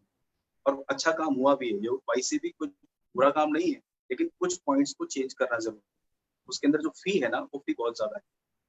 आपको अगर एक सरकारी नौकरी चाहिए, मेरे घर में बहुत सारे सरकारी नौकर हैं, हमारे भाई साहब की सिस्टम में है। एक हमारे भाई साहब दिल्ली जरूर सेक्शन दिल्ली जल बोर्ड में जोन जेडआरओ थे, अभी ministry of water resource ministry में है सेक्शन ऑफिसर। तो सभी हैं। लेकिन मेरा पॉइंट जो कहने का है कि जैसे आप उनकी फी है, उन्होंने जब स्टाफ सिलेक्शन कमीशन पास किया था तो मुश्किल से 200-300 रुपए का फॉर्म होता है, सबको परमानेंट सरकारी नौकरी मिल जाती है। समझ रहे हैं आप? UPSC union public service commission का एग्जाम क्लियर करिए आप, मामूली से फॉर्म पास करके एग्जाम दीजिए, जिंदगी भर का आनंद आ जाएगा, परमानेंट जॉब हो जाएगी। DSSB का एग्जाम पास करिए, SSB पास करिए, there are number of exams, आप पास करिए, आपको एग्जाम पास करके आपको सरकारी नौकरी मिल जाती है। लेकिन यहाँ पर YCB क्योंकि ये गवर्नमेंट बॉडी है तो आपको इतनी ज्यादा फी लेने की जरूरत क्या है, क्योंकि आपको तो फंड मिल रहा है ना भाई। फंड पीछे आप अपनी जेब से तो खर्च नहीं करना पड़ रहा है, तो क्योंकि आप किसी बच्चे से ही लेने वाले हैं, वो ऑलरेडी बेरोजगार है, कहाँ से पे करेगा। एक नॉमिनल फी होनी चाहिए और उसी के अंदर बोर्ड गठित होना चाहिए। दूसरा पॉइंट रह जाएगा, समय भी कम होगा, योग स्पोर्ट जो आपने पॉइंट नहीं छेड़ा, एक योग स्पोर्ट्स की बात है, क्योंकि मेरा बैकग्राउंड वही रहा है। लगभग 20 वर्ष पहले 2000 प्रैक्टिस मैंने 96-97 के आसपास शुरू की, लेकिन जो योग स्पोर्ट्स की शुरुआत मेरी सन 1999 से हो गई और उसके अंदर मैं नंबर ऑफ प्रैक्टिसेस किए, मैंने खेले और इंटरनेशनल भी खेला। पुडुचेरी गवर्नमेंट जब वो ऑर्गेनाइज कराती है इंटरनेशनल फेस्टिवल, उसमें भी रैंक भी मेरा था इंटरनेशनली 2009 में। एनीवेज, तो वो योगा स्पोर्ट्स में भी बहुत भयंकर हालात, बहुत सारी फेडरेशंस बनी हुई हैं, उसके ऊपर भी बात करना बहुत जरूरी है, क्योंकि मौका है मैं बात छेड़ देता हूँ। और बहुत अलग अलग फेडरेशंस हैं, ऑर्गेनाइजेशंस हैं, संस्थाएं हैं, वहां पर सिर्फ और सिर्फ, मैं किसी का नाम नहीं लूंगा, सिर्फ और सिर्फ बिजनेस होता है, कोई बात नहीं करने वाला है। आप एक चैंपियनशिप खेलिए ना, मैं तो कह रही हूँ, मैंने आप पहले भी कहा था, मैं तो कह रहा हूँ कि खेलिए, आप खेलिए, फी दीजिए, सर्टिफिकेट लीजिए, टी शर्ट लीजिए, खुश होइए, नाचिए गाइए, घर निकल जाइए, फिर अगली बार फिर आइए। यही होता है और यही है। बहुत बड़े संगठन भी हैं जो ऐसा काम कर रहे हैं। आपने कभी ये डेटा निकाला है कि जो CCRYN के तहत बाहर गए हैं उसमें अधिकतर लोग गए हैं वो किन संस्थाओं के हैं, या जो योग दिवस में जो 2-3 लाख रुपए दिया जाता है अपने डिस्ट्रिक्ट में कराने के लिए, वो अधिकतर जो है टेंडर जो निकलता है वो किन संस्थाओं को मिलते हैं? ये बड़ा मेरे को सर अभी एक बात बताना चाहूंगा। अभी मेरे को 10 या 15 दिन पहले एक फोन आया था, लखनऊ के एक भाई साहब थे, एनजीओ थी उनकी। उन्होंने मेरे को फोन किया, बोला कि आप मुझे ऐसा कीजिए कि 5 योगा टीचरों के रिज्यूमे को मेरे को भेज दीजिए और साथ में उनकी फोटोज भेज दीजिए, और एक काम और कीजिएगा कि उनकी मास्टर डिग्री को जरूर लगा दीजिएगा मेरे साथ में। मैं बोला ठीक है, क्या है प्रोजेक्ट? बोले ये आयुष मिनिस्ट्री का एक प्रोजेक्ट है जो हम आगे आने वाले 2021 के योगा डे के लिए प्लान आउट कर रहे हैं, और इस प्लान आउट में हम क्या करने वाले हैं कि योगा टीचर। मैं बोला सर क्या फीस क्या देंगे आप योगा टीचर्स को? तो बोले कि आप मेरे से 50,000 रुपए का एक मुश्त पे ले लीजिएगा। मैं बोला भाई साहब आपको क्या मिलने वाला है? तो बोले मुझे एक तरीके से मान के चलिए, हम लोग तो कोऑर्डिनेटर है, जो एनजीओ है उसको कम से कम लगभग मान के चलिए 10 लाख 15 लाख रुपए मिलता है, टेंडर निकलता है, वो तो हमारे मंत्रालय में है, तो हमें मिल जाता है। ये उनकी और मेरी व्यक्तिगत बात थी। मैं बोला भाई साहब नमस्कार, मेरे पास ना कोई ऐसी मास्टर डिग्री की अवेलेबिलिटी है, ना कोई ऐसा योगा टीचर है जो आपको इस तरीके से जाके मिल सकता है। अरे कुछ तो भला करवा देते योग टीचरों का कम से कम। नहीं, अरे बात ये है सर कि एनजीओ जो एनजीओज हैं, ये देखिए एक चीज जो मैंने महसूस की, एक प्रेशर ग्रुप्स का है कॉन्सेप्ट, प्रेशर ग्रुप वाले कॉन्सेप्ट का जो पॉलिटिकल साइंस में बहुत अच्छा चलता है। हमने ये महसूस किया कि ये एक योगा टीचर्स की जो एसोसिएशंस है, जो भी संघ बन रहे हैं, महासंघ बन रहे हैं, या फिर जो भी एसोसिएशंस है छोटी बड़ी, या ऑर्गेनाइजेशन लेवल पे प्राइवेट ऑर्गेनाइजेशंस भी हैं, आपकी है, मेरी है, सबकी है, यहाँ पे सबकी प्राइवेट ऑर्गेनाइजेशंस भी कहीं ना कहीं वो जो यूनिफिकेशन वाली आपने बात की थी ना, वो लैग कर जा रही है। हमारे पास में एक्चुअल डेटा नहीं है। ये बात मैंने एक बार एक विशेष आईटी के एक्सपर्ट, मैंने उनसे डिस्कस करने की कोशिश की थी कि क्यों ना हम एक ऐसा कोई एप्लीकेशन बनाए जहां पे यदि सपोज कीजिए एक योगा टीचर आपके घर जाता है योगा कराने, तो आप उससे उसका यूनिक नंबर पूछिए, आईडी नंबर, और उस एप्लीकेशन में उस नंबर को डालिए, ऑटोमेटिकली उसका सारा डेटा निकल के आ जाए कि ये 50 साल से या कितना नंबर पाया है, क्या डेटा है, और ये डेटा। इसमें हो सकता है कि उसकी व्यक्तिगत जानकारियां ना सामने आए, लेकिन जो एक ऐसा वो अंगूर वाला देखा आप लोगों ने, जो डॉक्टर्स बना के रखते हैं अपनी कार पे चिपका के रखते हैं, एक अंगूर वाला सिग्नेचर होता है, चारों तरफ से अंगूर होती है, या एक प्लस वाला जो क्रॉस वाला सिग्नेचर होता है, ऐसे योगा टीचर्स का एक क्यों नहीं बन सकता है? ये मतलब मेरे दिमाग की कौंधी हुई चीजें हैं। मैं एक दिन ये भी सोच रहा था कि एक बहुत अच्छे ग्लोबल योगा अलियंस के डायरेक्टर हैं आदरणीय सर, उनसे बात हो रही थी, तो उन्होंने बताया कि ऐसा करते हैं कि एक लेटर लिखते हैं और साथ में ये प्रेशर बनाने की कोशिश करते हैं कि भाई साहब योगा को आप ग्रेजुएशन से मत इंट्रोड्यूस करो, क्योंकि इसमें आईटी वाले भी आ जाते हैं, बीटेक वाले भी आ जाते हैं, बीसीए वाले भी, एमसीए वाले भी। आप इसको ले आओ 8वीं 10वीं 12वीं क्लास से, बोर्ड में इसको डाल दो। बोर्ड में योगा जैसे होता है ना कि साइंस से मैं 10वीं 12वीं पास हूँ, मैं क्या कहते हैं कॉमर्स से 10वीं 12वीं पास हूँ, मैं ग्रेजुएशन किया मैंने इसमें, इसी में कॉमर्स में बीकॉम एमकॉम एमबीए किया है मैंने, वैसे योगा को 10वीं क्लास में ला दीजिए आप। 10वीं से मैंने योगा में पास किया, 12वीं योगा से पास किया है, और उसका ग्रेजुएशन मास्टर्स कीजिए। ये फिक्स एलिजिबिलिटी होनी चाहिए, जैसे एमबीबीएस का बच्चा ही एमडी कर सकता है, दूसरा कोई एमडी कर ही नहीं सकता। योगा में ये रेगुलेटरी बॉडीज मतलब ऐसा भी होना चाहिए। ऐसे सर बहुत सारे विवेचन है। इस विषय वस्तु पे बात करने के लिए हमारे पास में अन्य भी बहुत सारे पैनलिस्ट अगली बार जुड़ेंगे और मैं आशा करता हूं कि ये कार्यक्रम जिस परिविधा के साथ में अभी चल रहा है आगे भी अनवरत चलता रहेगा। अंतिम व्याख्यान के तौर पे मैं अंतिम प्रश्न आप दोनों लोगों से पूछना चाहूंगा। ऑर्गेनाइजेशनल लेवल पे एक प्राइवेट ऑर्गेनाइजेशन, फॉर एग्जांपल मेरी ऑर्गेनाइजेशन है, आपकी ऑर्गेनाइजेशन है, कपिल सर आपकी ऑर्गेनाइजेशन है, तो ऐसी ऑर्गेनाइजेशंस का क्या रोल, क्या रिस्पॉन्सिबिलिटी होनी चाहिए यूनिफिकेशन के लिए, एक सेंट्रल बॉडी को बनाने के लिए, या फिर इधर गवर्नमेंट लेवल और प्राइवेट लेवल, इन दोनों में एक ऑर्गेनाइजेशंस का क्या मूल औचित्य होना चाहिए, क्या प्रारूप होना चाहिए? दोनों लोगों से प्रश्न है, वन बाय वन उत्तर देंगे सर। कपिल सर आपसे शुरू करते हैं। यस मुकेश जी आप अच्छा कोई बात नहीं पहले आप एनीवेज देखिए बहुत जरूरी है, बिखरा हुआ है, बिखरे हुए समाज की तरह है, मैंने पहले भी कहा था, और ये बहुत ही हालात गंभीर है, बताना जरूरी है। लोग बता नहीं पाते क्योंकि एक सेल्फ रिस्पेक्ट भी होता है ना, आत्मसम्मान की स्थिति होती है, बोल नहीं पाता।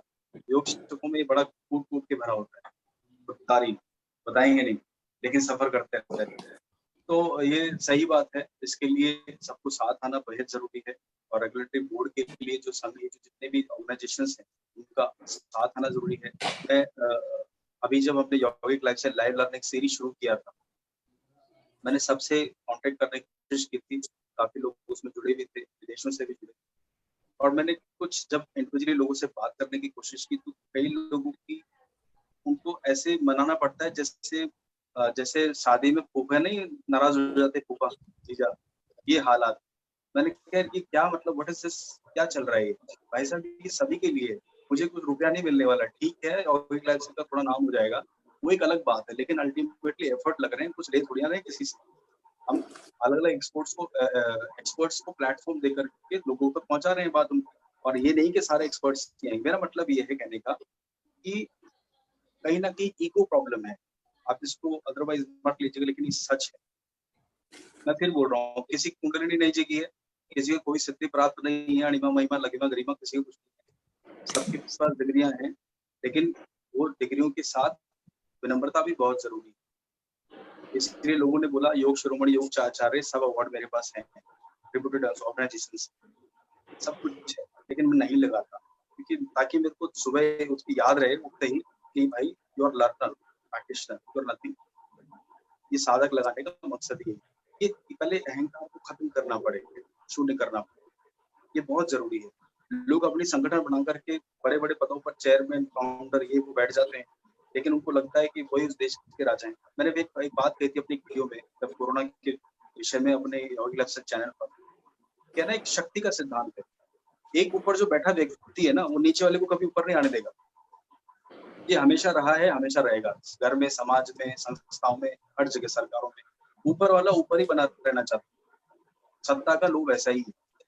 ये बहुत सारे एग्जाम्पल्स आप राजनीति में देखते हैं, और ये हर जगह है। और इस तरह से ये जो सेल्फलेस निष्काम सेवा है ना, वो जो कर्म है वो बहुत जरूरी है। ऐसा नहीं है कि कुर्ता पहनने से, अखिल जी ने पहले कहा था, दाढ़ी बढ़ाने से या गंजे हो जाने से, है ना, बाल हो जाने से, सब करने से मैं ये भी बन जाऊंगा, कुछ नहीं है। ठीक है जी, नतस्य प्रतिमा अस्ति, जो आप प्रतिमा की पूजा करेंगे तो वो भी परमात्मा को पाएंगे, जो नहीं करेंगे वो परमात्मा को पाएंगे, बशर्ते कि आपका भाव अच्छा हो, है ना। तो बेसिकली अपनी वेशभूषा जो भी हो, कह रहे हैं मतलब हर संस्था का अपना अपना प्रारूप है, उनको एक प्लेटफॉर्म पे आना पड़ेगा। सबसे पहला काम यही है, यही लगता है कि सबको आना चाहिए।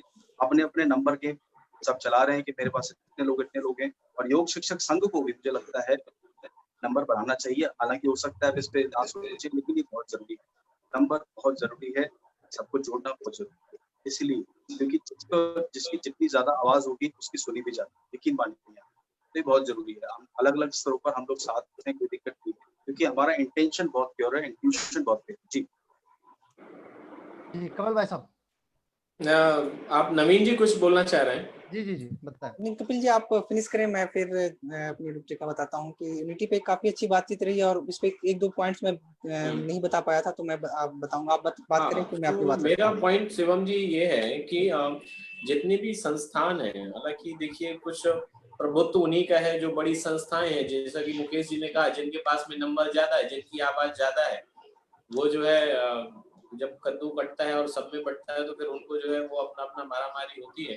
हमें एक नंबर बढ़ाना पड़ेगा। और सबसे महत्वपूर्ण बात शिवम जी, कि हमें सारी संस्थाओं को एक बार कोऑर्डिनेट करके एक प्लेटफॉर्म पे लाना पड़ेगा, और जो भी पॉइंट्स हैं वो एक बार लिख करके और सभी संस्थाओं के उसमें उनका जो है अप्रूवल लेकर के और उसको एक बार मंत्रालय को भेजा जाए और उस पर एक बड़ी चर्चा की जाए, तो जाकर के हमारी हो सकता है कि ये बात हम लोग बहुत स्ट्रांगली रख पाए और एक रेगुलेटरी बॉडी को बना पाए, और उसके मानक भी हम एक बार संस्थान तय करके प्रस्ताव दे सकता है, बाकी तो करना उनको रहेगा। लेकिन नो डाउट, क्योंकि काफी बड़ी संस्थाएं हैं, संस्थाओं में वही रहेंगे जो लोग बड़े बड़े इंस्टीट्यूट हो गए। अपना मुंगेर देखिए, मुंगेर भी यार बहुत बड़ा योग का इंस्टीट्यूट है, लेकिन कभी भी जो है उन्होंने उस तरीके से आगे आकर के उन सारी चीजों को लीड नहीं लिया। तो मुझे ऐसा लगता है कि अवल्यधाम लोनावाला हो गया, मुंगेर बिहार हो गया, इन संस्थाओं को भी आगे आकर के इस पर चर्चा करनी पड़ेगी और उनको भी बोलना पड़ेगा कि ये बेहद जरूरी है, क्योंकि इन संस्थाओं से हजारों स्टूडेंट निकलते हैं हर साल। तो जिन देव संस्कृति विश्वविद्यालय हो गया, गुरुकुल कांगड़ी विश्वविद्यालय हो गया, जहां से लाखों की तादाद में छात्र निकलते हैं, इन संस्थानों को भी हमें साथ में लेना पड़ेगा और वो लोग भी स्ट्रांगली इस बात को रखें कि इस तरीके का एक रेगुलेटरी बॉडी बने और जिसमें एजुकेटेड लोग हो, जिनका योग का बैकग्राउंड हो, और उसको कोई स्थायी नहीं बनाए। क्योंकि कई संस्था बनती हैं और ऊपर में एक कुंडली मार के बैठ जाता है जी, 10 साल से बैठा है, 20 साल से। वो चेंज होते रहना बहुत जरूरी है। उसमें प्राविधान में यह होना चाहिए कि उसको चेंज होता रहे। अब आप देखेंगे कि आप सब लोग वाकिफ हैं कि मंत्रालय में जो भी बना और जो भी कुछ बने हैं संगठन, उसमें वो लोग बैठे हैं, अब लगा करके उनकी सांठगांठ है, अब आगे से जो है चिल्लाते रहो, कुछ नहीं होना है। तो जो भी रेगुलेटरी बॉडी बनती है उसका एक ये प्राविधान हो कि साल भर में वो चेंज होता रहे, 2 साल में चेंज होते रहे, लोग चेंज होते रहे, ठीक है ना। तो मुझे यही लगता है कि एक साथ आकर के और हम बात को रखें तो ज्यादा बेहतर होगा। सारे योग शिक्षक जिनकी संस्थाएं नहीं है, वो उन लोगों को भी हमें साथ में लाना पड़ेगा, क्योंकि वो नंबर बहुत ज्यादा है, तो उन लोगों को भी लाना पड़ेगा संस्थाओं के साथ। यस मुकेश जी। जी जी जी यूनिटी ना होने, नवी जी जस्ट 10-20 सेकंड, ज्यादा नहीं। जी बिल्कुल। देखिए, यूनिटी ना होने की वजह से, सिर्फ इतना ना होने की वजह से, आप सोचिए, ये शायद पिछले साल की बात है, मुझे अगर मैं सही हूँ, एक है ना नोटिफिकेशन आया था, एक नोटिस आया था सुप्रीम कोर्ट का था आई थिंक, और सारे जिम और योगा सेंटर्स बंद होने थे, आपको याद होगा। ये शायद पिछले साल की बात है, दिल्ली में। जी जी जी पिछले साल का था वो, दिल्ली के लिए पता चला। उसके ऊपर यकीन मानिए, जितने भी चेहरे आप देख लीजिए, कितना ही बड़ा नाम देख लीजिए, एक व्यक्ति के मुख से भी, योग शिक्षकों के लिए छोड़िए, योग इंस्टीट्यूट के लिए छोड़िए, योग समाज के लिए छोड़िए, कहीं भी एक शब्द नहीं निकला कि इनको नहीं करना चाहिए, कुछ नहीं। तो इससे पता लगता है कि कितना स्वार्थ इस फील्ड में आज भी है। मैंने फिर कहा, ये ईगो प्रॉब्लम है, ये अहंकार की समस्या है, ये स्वार्थ की समस्या है। हम योग कहने के लिए हैं, हम बहुत बड़ी बड़ी डिग्री हमारे पास हो सकती है, दुनिया में जितने बड़े नाम हुए हैं किसी के पास पीएचडी नहीं है। आप देख लीजिए उठा के नाम है, बाबा रामदेव के पास कोई डिग्री बताइए, कोई पीएचडी है? बिगेस्ट से बेलूर कृष्णाचार्य सुधराराज अयंगर सर के पास है कोई डिग्री? पीएचडी नहीं है। पताबी जोइस के पास है कुछ? नहीं है। कृष्णाचार्य के पास है कुछ? नहीं है। लेकिन ये बहुत बड़े बड़े नाम हुए हैं कि अध्यात्म अलग है और प्रोफेशनलिज्म अलग है। प्रोफेशनलिज्म में आपको डिग्री की जरूरत है, अध्यात्म के अंदर नहीं है ना। रामकृष्ण परमहंस जो है देहाती थे, और उनके शिष्य स्वामी विवेकानंद तो बहुत जबरदस्त स्कॉलर हुए थे, तो जानते ही। तो मेरा मतलब यही है कि यूनिटी, मैं तो वही पॉइंट बोलना चाह रहा था कि उस वक्त हम लोग सफर कर रहे थे, इंस्टीट्यूट जो दिल्ली में चला रहे हैं, जानते हैं, और कोई संगठन नहीं था, विलुप्त थे, सरकार भी विलुप्त थी, बड़े बड़े नाम भी विलुप्त थे, सब विलुप्त थे। हम अपने आप ही अपने लेवल पर, मेरे एक जानकार ने जाकर के सुप्रीम कोर्ट में जाके खड़े हुए थे, इसको रोक लगाई जाए। फिर वो दिल्ली के जो बीजेपी के हेड हैं, क्या नाम है उस वक्त थे, तिवारी करके नाम है, मनोज तिवारी शायद, तो उनकी से बात करी और उन्होंने उनको सहानुभूति की भाई ठीक है, सलाम को सिंपैथी दी कि आप करेंगे कुछ। तब जाकर के शहरी विकास जो मंत्री हैं उन्होंने ये बोला कि ठीक है हम इसलिए कुछ करेंगे, और उन्होंने किया भी, और अब जाकर के शांति से काम होता है। तो यूनिटी बहुत ही ज्यादा जरूरी है, ताकि एक व्यक्ति को समस्या हो और ताकि सबकी आवाज बस। जी जी नवीन जी कुछ कह रहे थे, आप बताएं। जी हाँ बिल्कुल। देखिए, यूनिटी की जो बात रखी है कपिल जी ने भी और मुकेश जी ने, इस पे निरंतर मैं प्रयास भी कर रहा हूँ, और मैं बता दूं कि मैं किस किस लेवल पे हम यूनिटी पे सोच रहे हैं। सबसे पहला देखिए, जो योग का फॉर्मेट है वो दो प्रारूप में बटा हुआ है, एक आध्यात्मिकता के रूप में और एक प्रोफेशनलिज्म के तौर पे, जिसके लिए हम लोग अभी हम एक आध्यात्मिकता की ओर, तो जो व्यक्ति हैं वो अपनी प्रकाष्ठा में बहुत ही ऊपर उठे हुए हैं और अपनी चीजों को अपने तरीके से कर रहे हैं, वो उसमें दिक्कत नहीं है कहीं, और वो अपने बड़े बड़े संगठन और बड़े बड़े नाम से भी चला रहे हैं, उसमें हमें कोई दिक्कत नहीं है और उनको भी दिक्कत नहीं है, तो वो क्यों आवाज उठाएंगे, वो नहीं उठा रहे हैं। लेकिन अगर हम प्रोफेशन में बात जब आ गई है तो छोटे छोटे जो संगठन है या फिर जो हम नंबर बढ़ाने की बात कर रहे हैं, देखिए जहां तक योग शिक्षक संघ का सवाल है, मैं आप नंबर बढ़ाने की जो बात कर रहे हैं, योग शिक्षक संघ का मुहिम जो है ये नंबर बढ़ाने पे नहीं है। हमारे पास ऑलरेडी जो संगठन है, मैं ये दावे के तौर पे एज अ प्रेसिडेंट के तौर पे अगर मैं नियुक्त हूँ तो मैं ये दावे के साथ और एज अ IT पर्सन के तौर पे हम अपनी डेटा के तौर पे मैं बात कर रहा हूँ, अभी जितनी भी संगठनें हैं हमारा डेटा उनसे थोड़ा सा भी कम नहीं है, उनसे 20 होगा नीचे नहीं है। मेरे पास पूरी डायरेक्टरी पड़ी हुई है जो योग टीचर, मैं इस पे काम आज से नहीं कर रहा हूँ, मैं 2016 पे काम कर रहा हूँ। मैंने जो यूनिटी की बात कर रहे हैं, मैं किस किस लेवल पे काम कर रहा हूँ वो भी मैं आज ओपन प्लेटफॉर्म पे रखता हूँ। यही होना चाहिए हर एक संगठन पे, लेकिन यही नहीं होता है। हर एक संगठन क्या करते हैं, एक मीटिंग बुलाते हैं, उसमें 50-100 लोग जुड़ते हैं और वो क्या करते हैं, मैं बहुत सबसे बड़ा जो विडंबना आ रहा है इस यूनिटी के दौर में, सबसे बड़ा है कि हमारा पॉलिटिकल अप्रोच है, मेरी जान पहचान मुख्यमंत्री से, मेरी जान पहचान प्रधानमंत्री, योग इसका विषय नहीं है। इसका जो मिक्सचर हो रहा है ये सबसे घातक है, क्योंकि वो लोग क्या है, वो अपने वोट बैंकिंग के लिए आपको इस्तेमाल करते हैं और इसी में योग की जो परिविधा है वो कहीं ना कहीं धूमिल होती चली जा रही है। इसको मैं तीन साल से बहुत ही लंबे समय से इसको स्टडी कर रहा हूँ। इसकी यूनिटी की पहल मैंने स्टूडेंट यूनियन के तौर पे की है।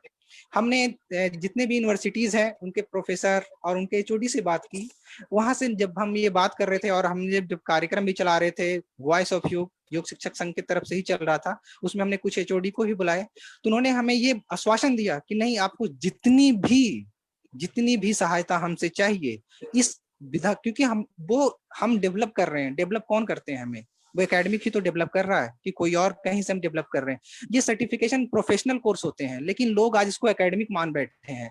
तो ये इसकी जब तक रेगुलेटरी बॉडी रहेगी तो सबसे पहले ये डिफरेंशिएट हो जाएगा कि जो एक यूनिवर्सिटी है वो एकेडमिक देती है और आप जो छोटे छोटे संगठन 2 महीने 1 महीने के, ये प्रोफेशनल कोर्स है, इसके बिहाफ पे आप अपने आप को योगा टीचर नहीं बोलिए, ये मानक तय हो जाएगा। यही मांग हमने अप्रैल में मिनिस्ट्री को भी भेजा था, वहां से रिवर्ट भी आया था कि आप एक इस तरह से एक फॉर्मेट भेजिए जहां पे कि मानक तय हो और उचित।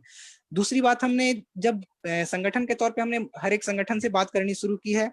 कुछ संगठन है जो कि बात समझ रहे हैं, लेकिन कुछ को है कि नहीं, मैं आपके पोर्टल पे आके या ये पोर्टल पे आके अपनी बात नहीं रख सकता हूँ क्योंकि मेरा अपना बहुत बड़ा ओहदा है और मैं अपने आप में बहुत ही महान हूँ। तो मैंने कहा अगर आप नहीं आ सकते, नो, मैं आपसे बहुत ही छोटा हूँ, उम्र में भी छोटा हूँ, हाथ भी जोड़ता हूँ, आप अपने पोर्टल पे ही बुलाइए, लेकिन बुलाइए, ये सार्थक चर्चा होगी तो योग का विकास होगा।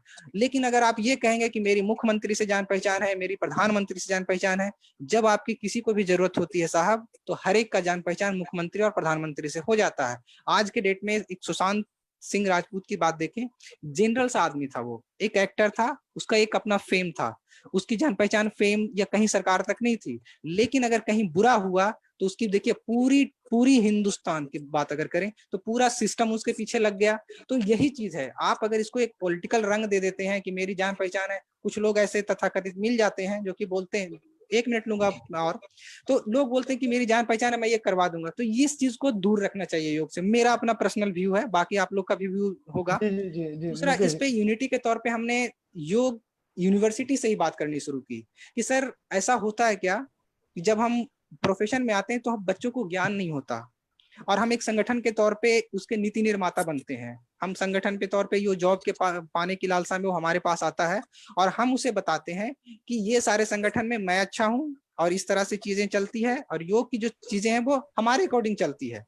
और वो बच्चा हमारी बातों को बहुत गौर से सुनता है क्योंकि उसे जॉब की आस होती है, वो किसी तरह से जॉब इंटरव्यू देकर भी परेशान है बहुत सारे, तो वो हम अपनी बातों जैसे बताते हैं वो सुनता है और उसके अकॉर्डिंग वो अपनी अपनी जो मानसिकता है वो बनाता है और कहीं ना कहीं जो एक्चुअल पक्ष होता है वो खो जाता है। तो हमने यूनिवर्सिटी से बात की कि सर इस तरह के स्टूडेंट यूनियंस है, हमने उनसे स्टूडेंट यूनियन से बात की कि आज देखिए BHU हो, JNU हो, इलाहाबाद यूनिवर्सिटी हो, अलीगढ़ यूनिवर्सिटी, वहाँ के स्टूडेंट यूनियन अगर कोई बात करती है तो पूरी प्रशासन या पूरी एकेडमिक हिलती है। आपके योगा में इस तरह का प्रचलन अभी नहीं है, जो कि अब स्टूडेंट यूनियन भी एक्टिव हो रहे हैं इसमें कि नहीं, इस तरह का यूनिटी और इस तरह का रेगुलेशन आएगा तो शायद हमारे लिए अच्छा होगा। हमने उनसे ही बात की कि आप यहाँ पे पीएचडी कर रहे हैं, एमएससी कर रहे हैं, आप बाहर जाएंगे आपको क्या, आपको जॉब की सिक्योरिटी है, कौन दे रहा है आपको जॉब सिक्योरिटी? क्या आपके हर एक कोर्स चलते हैं, आईटी में चलते हैं, आपके पास कैंपस रिक्रूटमेंट होता है क्या? कितनी यूनिवर्सिटी है जो कैंपस रिक्रूटमेंट योग के लिए करवाती हैं? कुछ कंपनियां आती हैं, प्राइवेट कंपनियां। आपने मुकेश जी ने बहुत अच्छी बात कही कि सिर्फ हम सरकार के भरोसे नहीं रह सकते, हमें भी अपनी चीजों को रखना है। तो 3 पटल पे हम लोगों ने काम शुरू किया। पहला, ऑर्गेनाइजेशन लेवल पे बातचीत शुरू की, जिसमें बहुत सारे संगठन निकल के आए और एकजुट हुए भी। दूसरा, हमने स्टूडेंट यूनियन पे बात रखी, वो लोग भी समर्थन देने के लिए रेडी है। यूनिवर्सिटी के एचओडी और प्रोफेसर से बात की, वो लोग एकजुट होने के लिए भी तैयार हैं। तो इस तरह से मुझे लगता है एक पहल है। जहां तक नंबर की बात है, नंबर में कहीं से कोई दिक्कत नहीं है, और ये शो करने की, जहां पे हमें शो करना होता है हम करते हैं और वो करेंगे। और हम एक उसका फॉर्मेट भी बनाया है कि कल के डेट में गवर्नमेंट भी अगर हमसे ये आंकड़ा मांगती है, क्योंकि अगर हम 4 साल से इस फील्ड में हैं तो हमने उस बेसिस पे काम ग्राउंड लेवल पे किया है, तो हमें भी पता है कि किस लेवल पे कहाँ चीजें रखनी है। लेकिन ये तर्क के तौर पे है, ये नहीं कि निरर्थक तौर पे कुछ भी बोल दिया जाए और उसका कोई मीनिंग नहीं हो। उससे क्या होगा कि एक डिबेट का विषय खड़ा हो जाता है।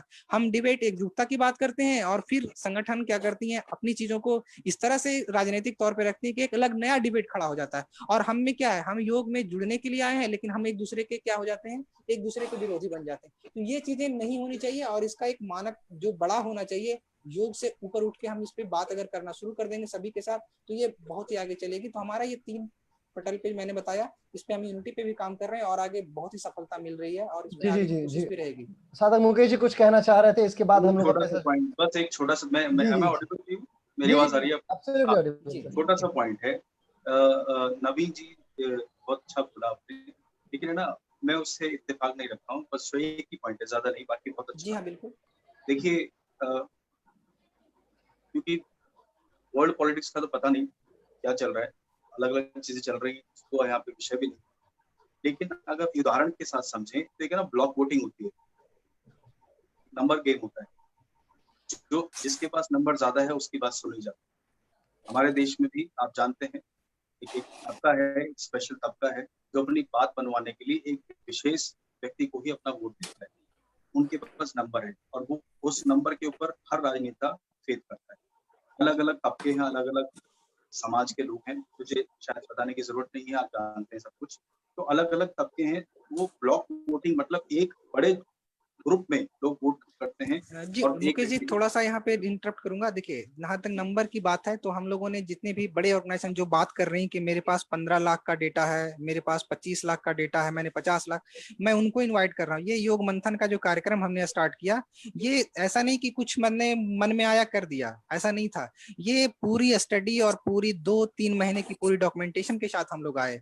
हम अगर अपना आंकड़ा दे देते हैं, अभी हम अगर अपना आंकड़ा बता देते हैं कि मेरे पास ये नंबर है, हम ये जानना चाह रहे हैं कि जब आपने 15 लाख या 25 लाख लोगों को कराया या 50 लाख लोगों को कराया, कितने वॉलेंटियर तैनात किए थे? अगर आपके पास जस्ट मिनट, अगर आपके पास वॉलेंटियर है और वो दुखी है तो आप उसके सामने क्यों नहीं खड़े हैं? अभी ये हमें नहीं खड़ा होना चाहिए। हम खड़े तब हुए हैं जब मैंने बताया ना, मैं आप अभी भी खुल के बात कर रहा हूँ कि मैंने पतंजलि योगपीठ से बात करने की कोशिश की है और बात भी हुई है। ईसा सदगुरु की जो फाउंडेशन, उनसे बात करने की कोशिश की है।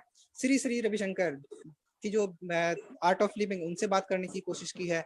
इवन INO जैसी जो संस्थाएं नेचुरोपैथ में भी काम करती हैं, उनसे बात कर, आयुर्वेद की संगठन है, उनसे बात करने की कोशिश की। मैंने सब में, मैंने कि ये कोई ख्याल आया और इस तरह से नहीं हमने बनाया ये प्रोडक्ट। मैं जब उनसे ये इस पटल पे आके उनको जवाब देना पड़ेगा, अगर वो नहीं देते हैं, अगर मैं तो उन्होंने समय देने की बात से मना नहीं किया अभी तक। मैं आपको क्लियर बता दूं, किसी ने ये नहीं बोला है कि मैं समय नहीं दूंगा, मेरी व्यस्तता, मैं आपको आज नहीं तो कल, मैंने बोला कि आपको मैं 16 अगस्त तक का समय दे रहा हूँ। 16 अगस्त के बाद हम लोग अभी कुछ अपनी डिस्कशन में हैं, उसके बाद आप अपना समय निर्धारित कीजिए। अगर वो नहीं करते हैं तो आप ये ऑथराइज नहीं होंगे। अगले योगा डे में बाइकआउट करने वाला सबसे पहला संगठन होगा तो योग शिक्षक संघ होगा, जो बड़े बड़े अक्षरों में।